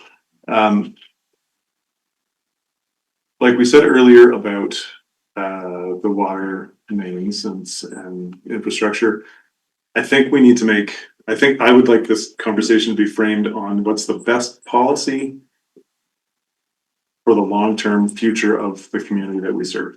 I don't want to make decisions based on people, temporary employees. I want to set the next, I mean, we're 6 months away from an election. None of us could be doing this job for various reasons. Be a whole new crop of people, and then like generations beyond. We need to think about that and setting up the community for success long term. I'm thinking back to when we had the session with Linda LaFleur a few weeks ago. And when she asked us about how do you define community benefit? Well, how do you define community? I asked that question at the time. And there's various ways to define it. I mean, our role at this table, we were elected by the residents of the village of Nakusp. And that's an arbitrary boundary, but that is our job. The community, though, is bigger than that. So I think we have, and I'm not pitching anything. I don't have an answer for this, but what I'm just trying to put it out there. I love committees as a whole. We're going to be here all night. Sorry, should we get a vote to carry on just because? Yeah, I'll move that we go past 8:30. Second. All in favor? So I lost my train of thought. Community bigger than the village, like capital V village. And then does it extend all the way down the valley? Does it go to Angel Falls? Because Area K literally goes to past Angel Falls on the other side of the lake in the Monashee. Does it go to Hills? Does it go to Summit Lake? Does it go to Slow Camp? Like, I mean, how far is this? Does it go to Revelstoke? Different regional district, but this is a part of our community. I think to Councillor Huff's point,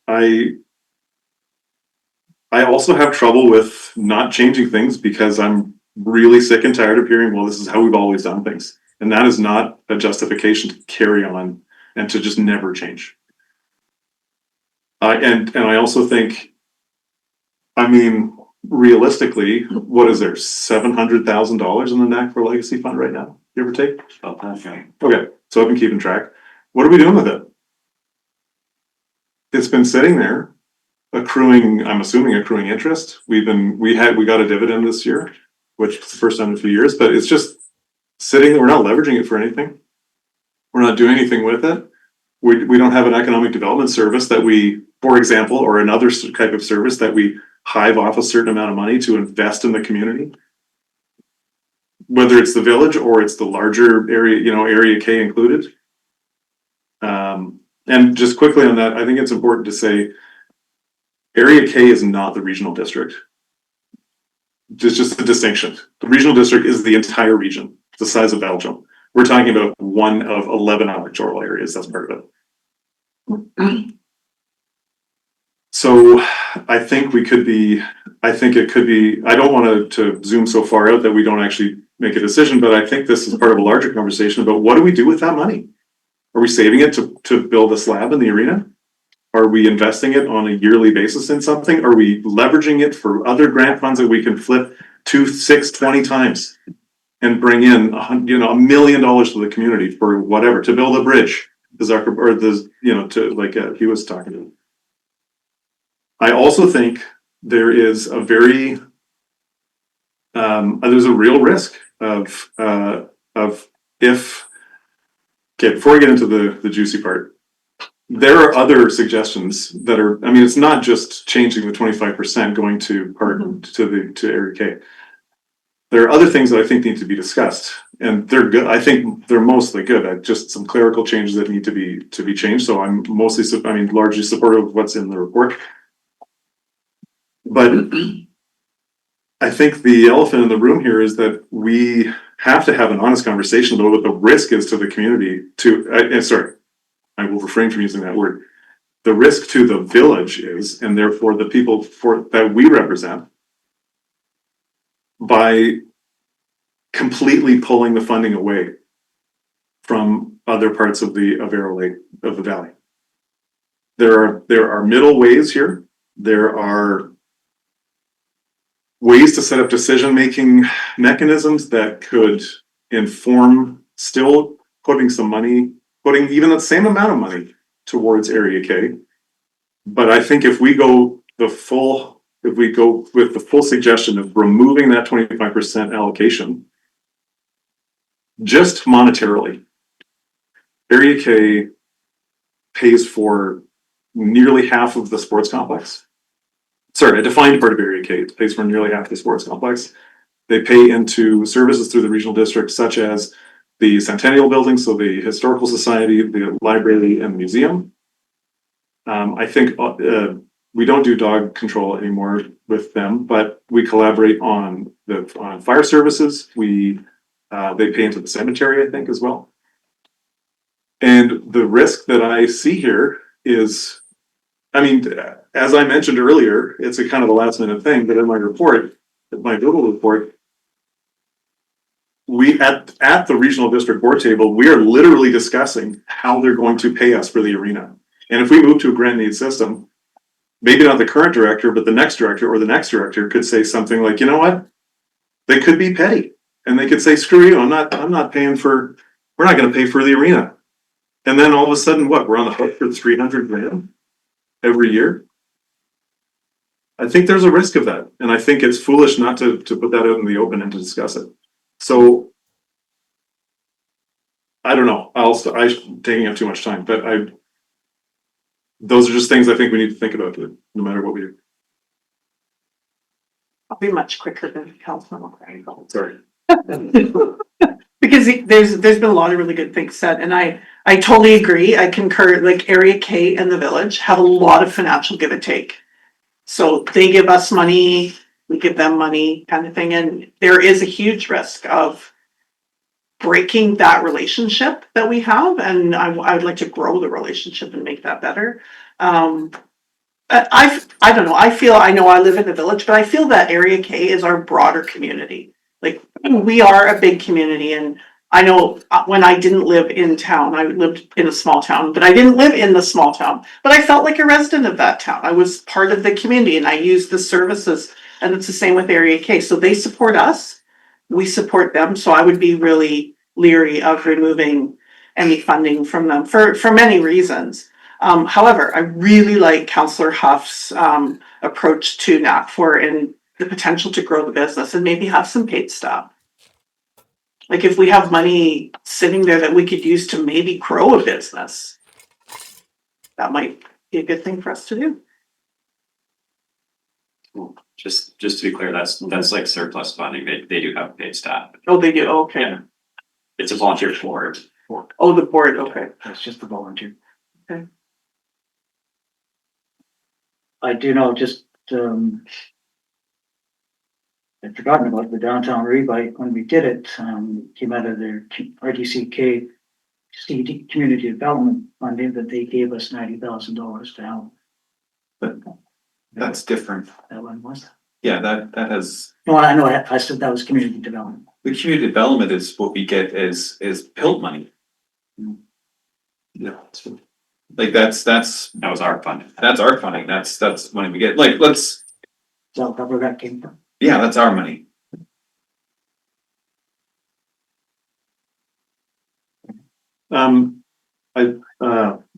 Wait, sorry. I think the other thing that is important to discuss is the structure, the governance structure, the difference between the village and electoral areas and regional districts. Because here, there's 5 of us that sit on the council that pass judgment on, this and that.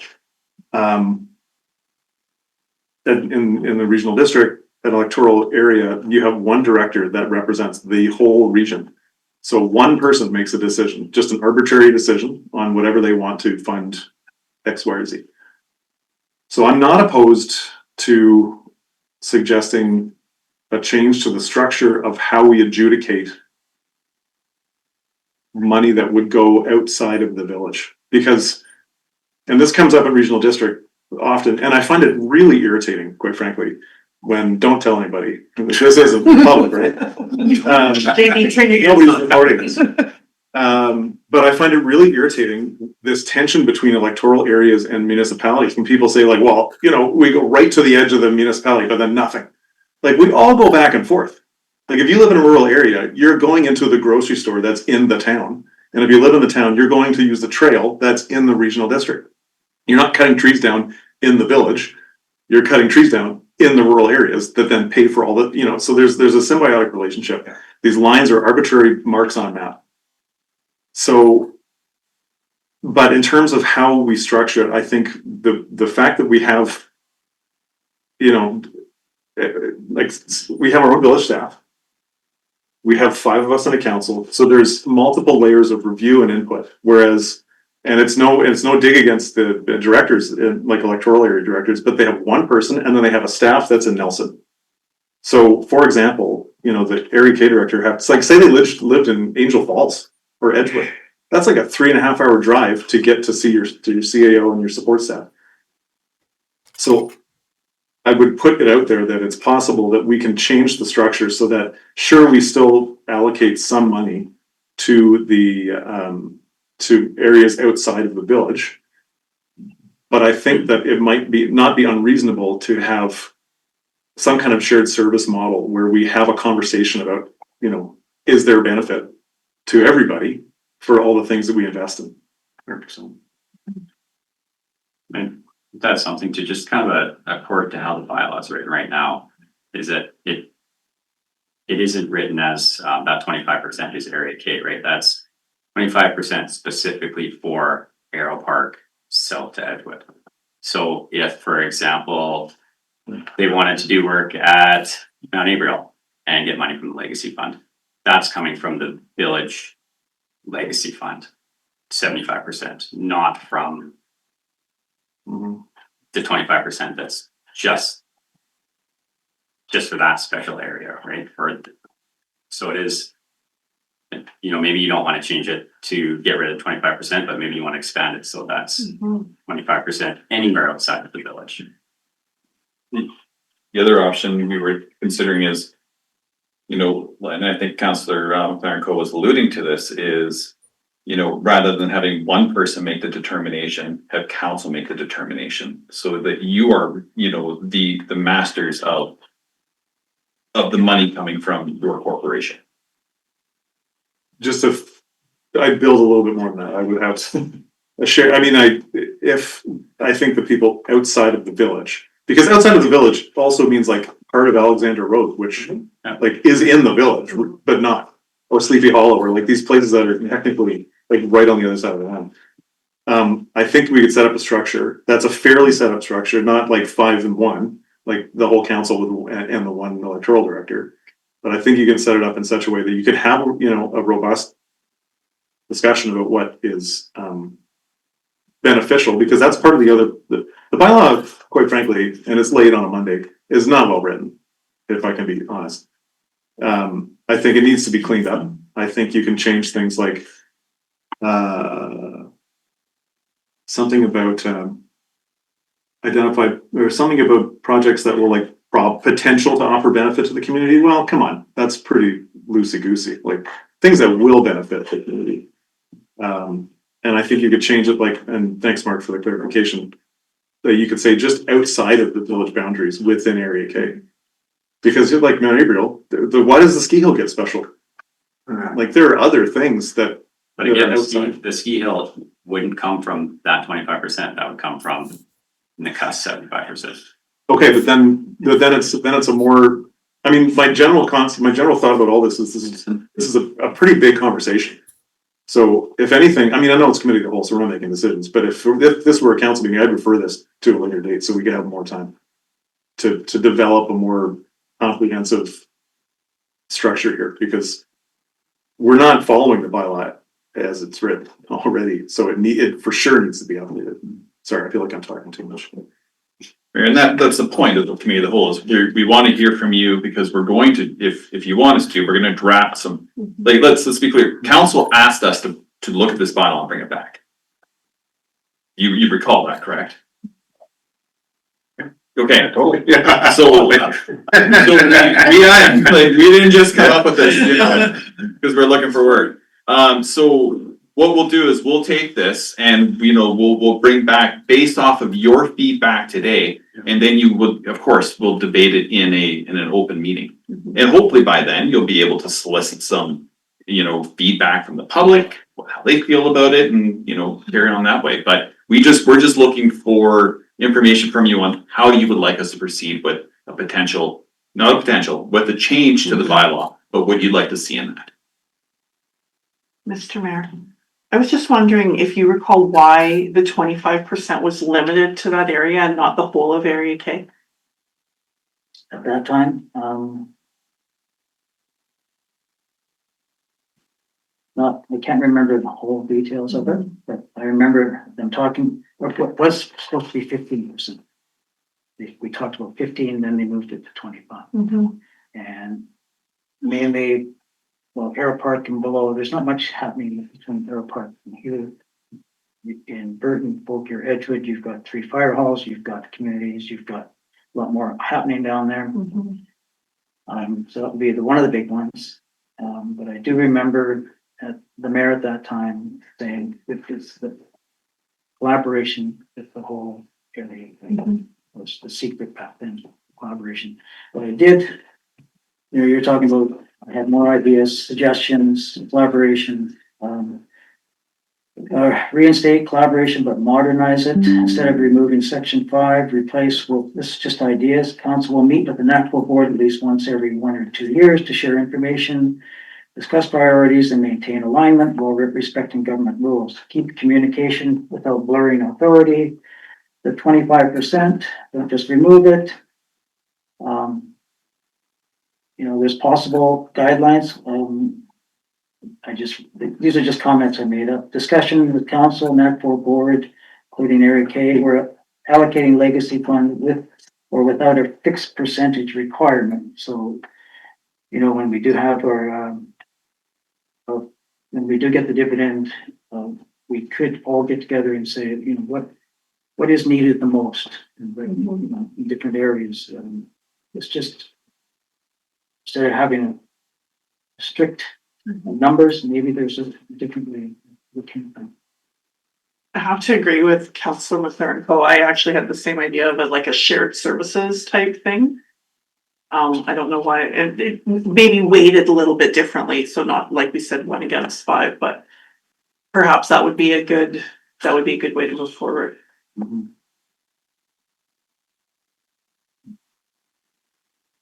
Just a comment on the NACWA board. I'd be leery about setting it up so that we communicate with them. Not because they're not good people, and I was on that board and I know people that were on the board and worked with the organization, but for a couple of reasons. One is we need to be very clear about the fact that we do not, that we're municipally owned, they're a municipally owned corporation and we don't influence them. So I would be leery of intertwining it more. And the second thing is with lots of respect to the people that are in those roles, those are volunteer roles and we are elected to make decisions on behalf of the whole community. So I think it's, you can provide feedback, of course, like anybody, but I think it should be up to the elected officials whose mandate and whose oath of office is to do the right thing by the whole community. Not that they wouldn't, but I think there's a delineation between those two things. But it comes down to, in the end, because we take the risk, it's in our name, that we have to make the final say on the funding. So, as council knows, I have a lot of experience working with community forests in regards as a CAO. We have to keep in mind that what we're talking about here is the legacy fund. So there's no discussion here about talking about dealing with their board on an operational level, how they give their grants, any of that sort of stuff. That has nothing to do with this. We cannot get involved with that. It is illegal for us to get involved in that. The only thing we're talking about here is the legacy fund, which is money that has been provided to you after the fact, done clear. The board should have absolutely no say in whatsoever in what you do with your legacy fund. That is yours. It does not belong to anyone else. So please don't confuse that. And that's why I said the council gets the final say. Yes, but you shouldn't be consulting with them on what you do with your legacy fund. It's inappropriate. It belongs to you. It's village money. There is nothing that NAC4 holds over that money at that point. You're deciding here in this bylaw how you will deal with the legacy fund that you receive. That's what this is for. What does it say in here?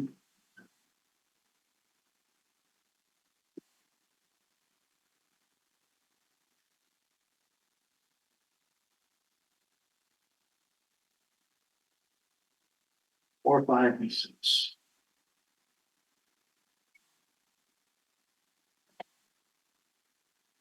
Yeah, I don't know why you would have this in the bylaw number 5 that you would meet with the NAC4 board of directors to identify projects that are eligible for funding that you already have. Can we just for clarity, just walk through the revisions or proposed revisions here? Sure. Do you mind, yes? I'll have Mark do that because Mark he wrote this report. That's a good report.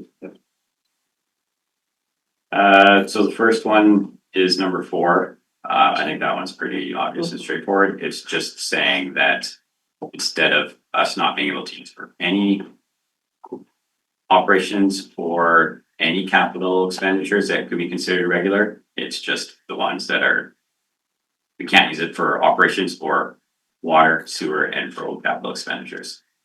And basically that allows us to use legacy funds for recreation capital expenditures where we don't really have other sources of funding for unless we increase taxes. The arena is kind of the main idea there. There's, part of why we have the legacy fund sitting there and not doing a ton is because there's most of the work we're doing, it's not eligible.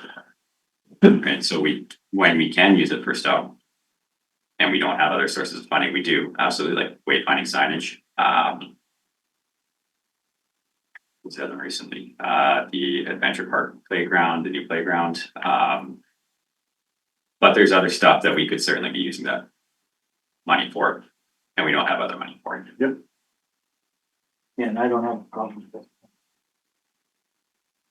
changing that. Yeah, second one is one Wayne just talked about, just removing section 5 entirely, where you're meeting with the board of directors to identify projects eligible for funding. Yep. Basically, the idea of kind of getting rid of that is one. Have you guys done that yet? No. No. So we're not following the bylaw. I'm sorry, what was that? We've never had a meeting with them. No, We're not doing that. So, but we didn't get a grant. Oh, yeah. but there's still money, right? Yeah. And that brings up the part where, let's say, for example, I think the wayfinding signage was something we kind of decided to give money to NADB to do that at a request from them, partway through the year. Based on the bylaw, should we be calling a meeting with NAC4 board first to run it by them and say, what do you guys think about this? Like, it's just feels like an unnecessary extra step to spending money that's already the village's. Mhm. And then if they say no, I mean, are you guys gonna not give the money for like? Creates more conflict. Yeah. Mhm. And then the third part was basically came about from the discussion about how we are so severely underfunded with our infrastructure. So, in this instance, we've what did you say, 2.3 million in dividends has been received or something? Yeah, that's good. Right, so we've turned around and granted Arrow Park, Burton and Edgewood. $600,000 almost dollars of that. Without really knowing what it's going towards. So the idea behind that is you could, we are really facing an infrastructure deficit. You could be keeping that money going forward to help fund the infrastructure. The alternative is, of course, raising taxes. So it's going to cost the Nakusp residents, because we're granting money to residents down the valley, which, I mean, that's a fact, basically. And it's politically difficult, but that's what we're doing. So that's where we talk about, maybe you don't say, no, we're not going to give you any money, but we're going to make it merit based, and you're going to apply to council. And if somebody from there comes up with a great project that you feel is worthy, then absolutely you turn around and you grant the money. That's kind of what we were looking at for that section. But you could also, I think there's been other suggestions.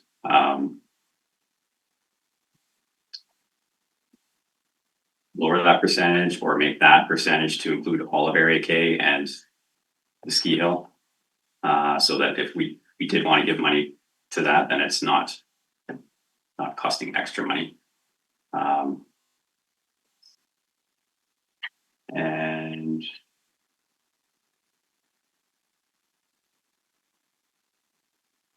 yeah, is there anything else, Susan? Good job.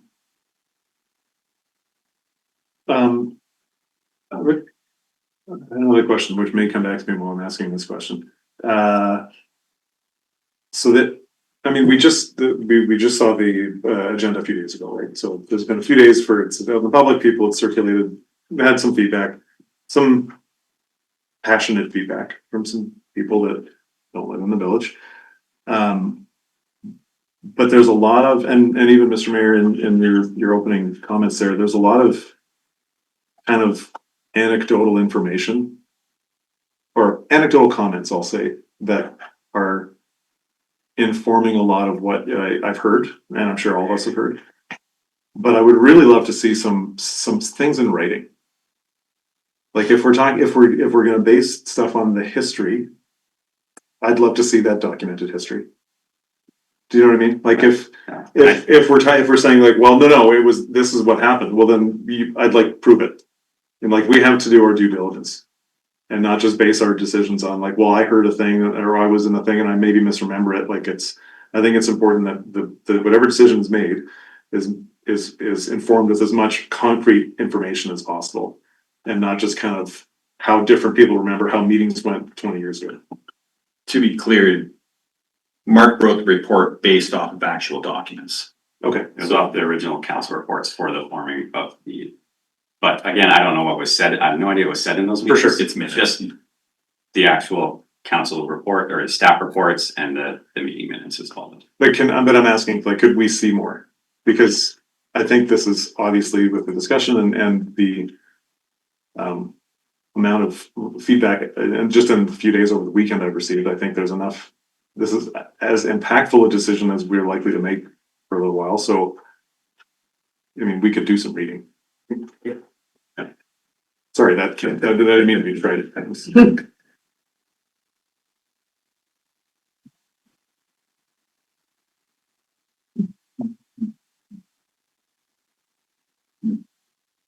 Well, you could also just bringing that out here. You could also in a discussion, for option 6, I believe it is, sort of wrote this, but I didn't know where to go. Council will consider regional balance, including Area K when allocating legacy fund with or without a fixed percentage requirement. Keeps fairness without locking council in. Yeah, and that's basically what the proposed solution is in there. Mm-hmm.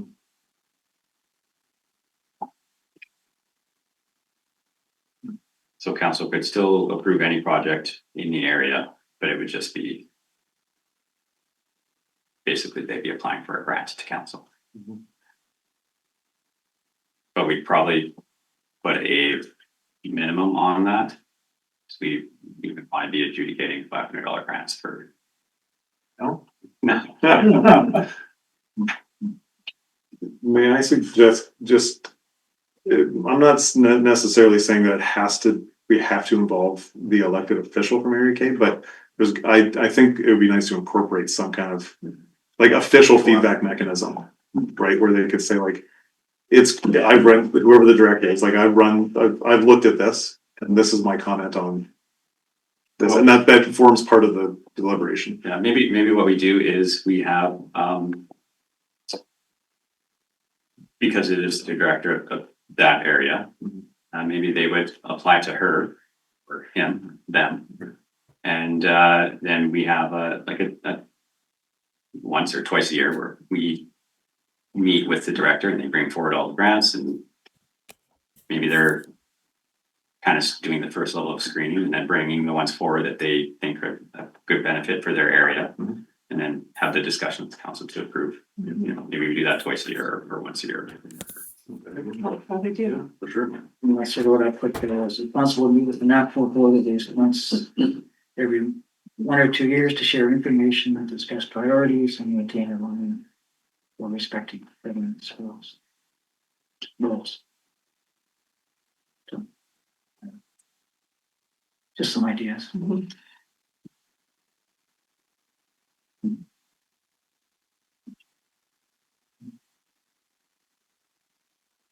All right.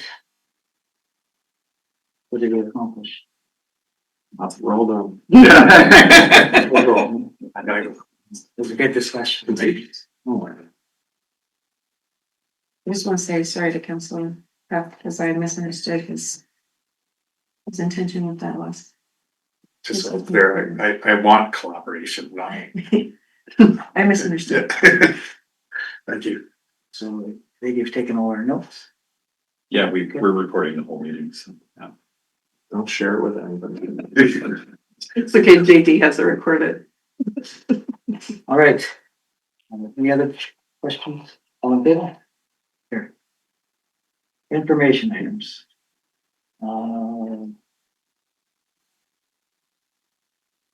Motion to.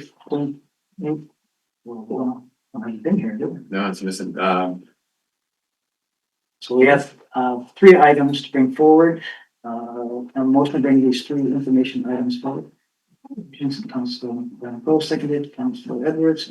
Any items council wishes to bring forward? None. All in favor? Here, questions from the press or public? You want him down. Thirty questions, I'm writing them all down.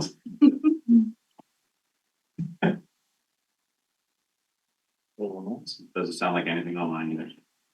They all went to bed. No questions? Okay. So we have a briefing tomorrow morning. You guys knew? Briefing.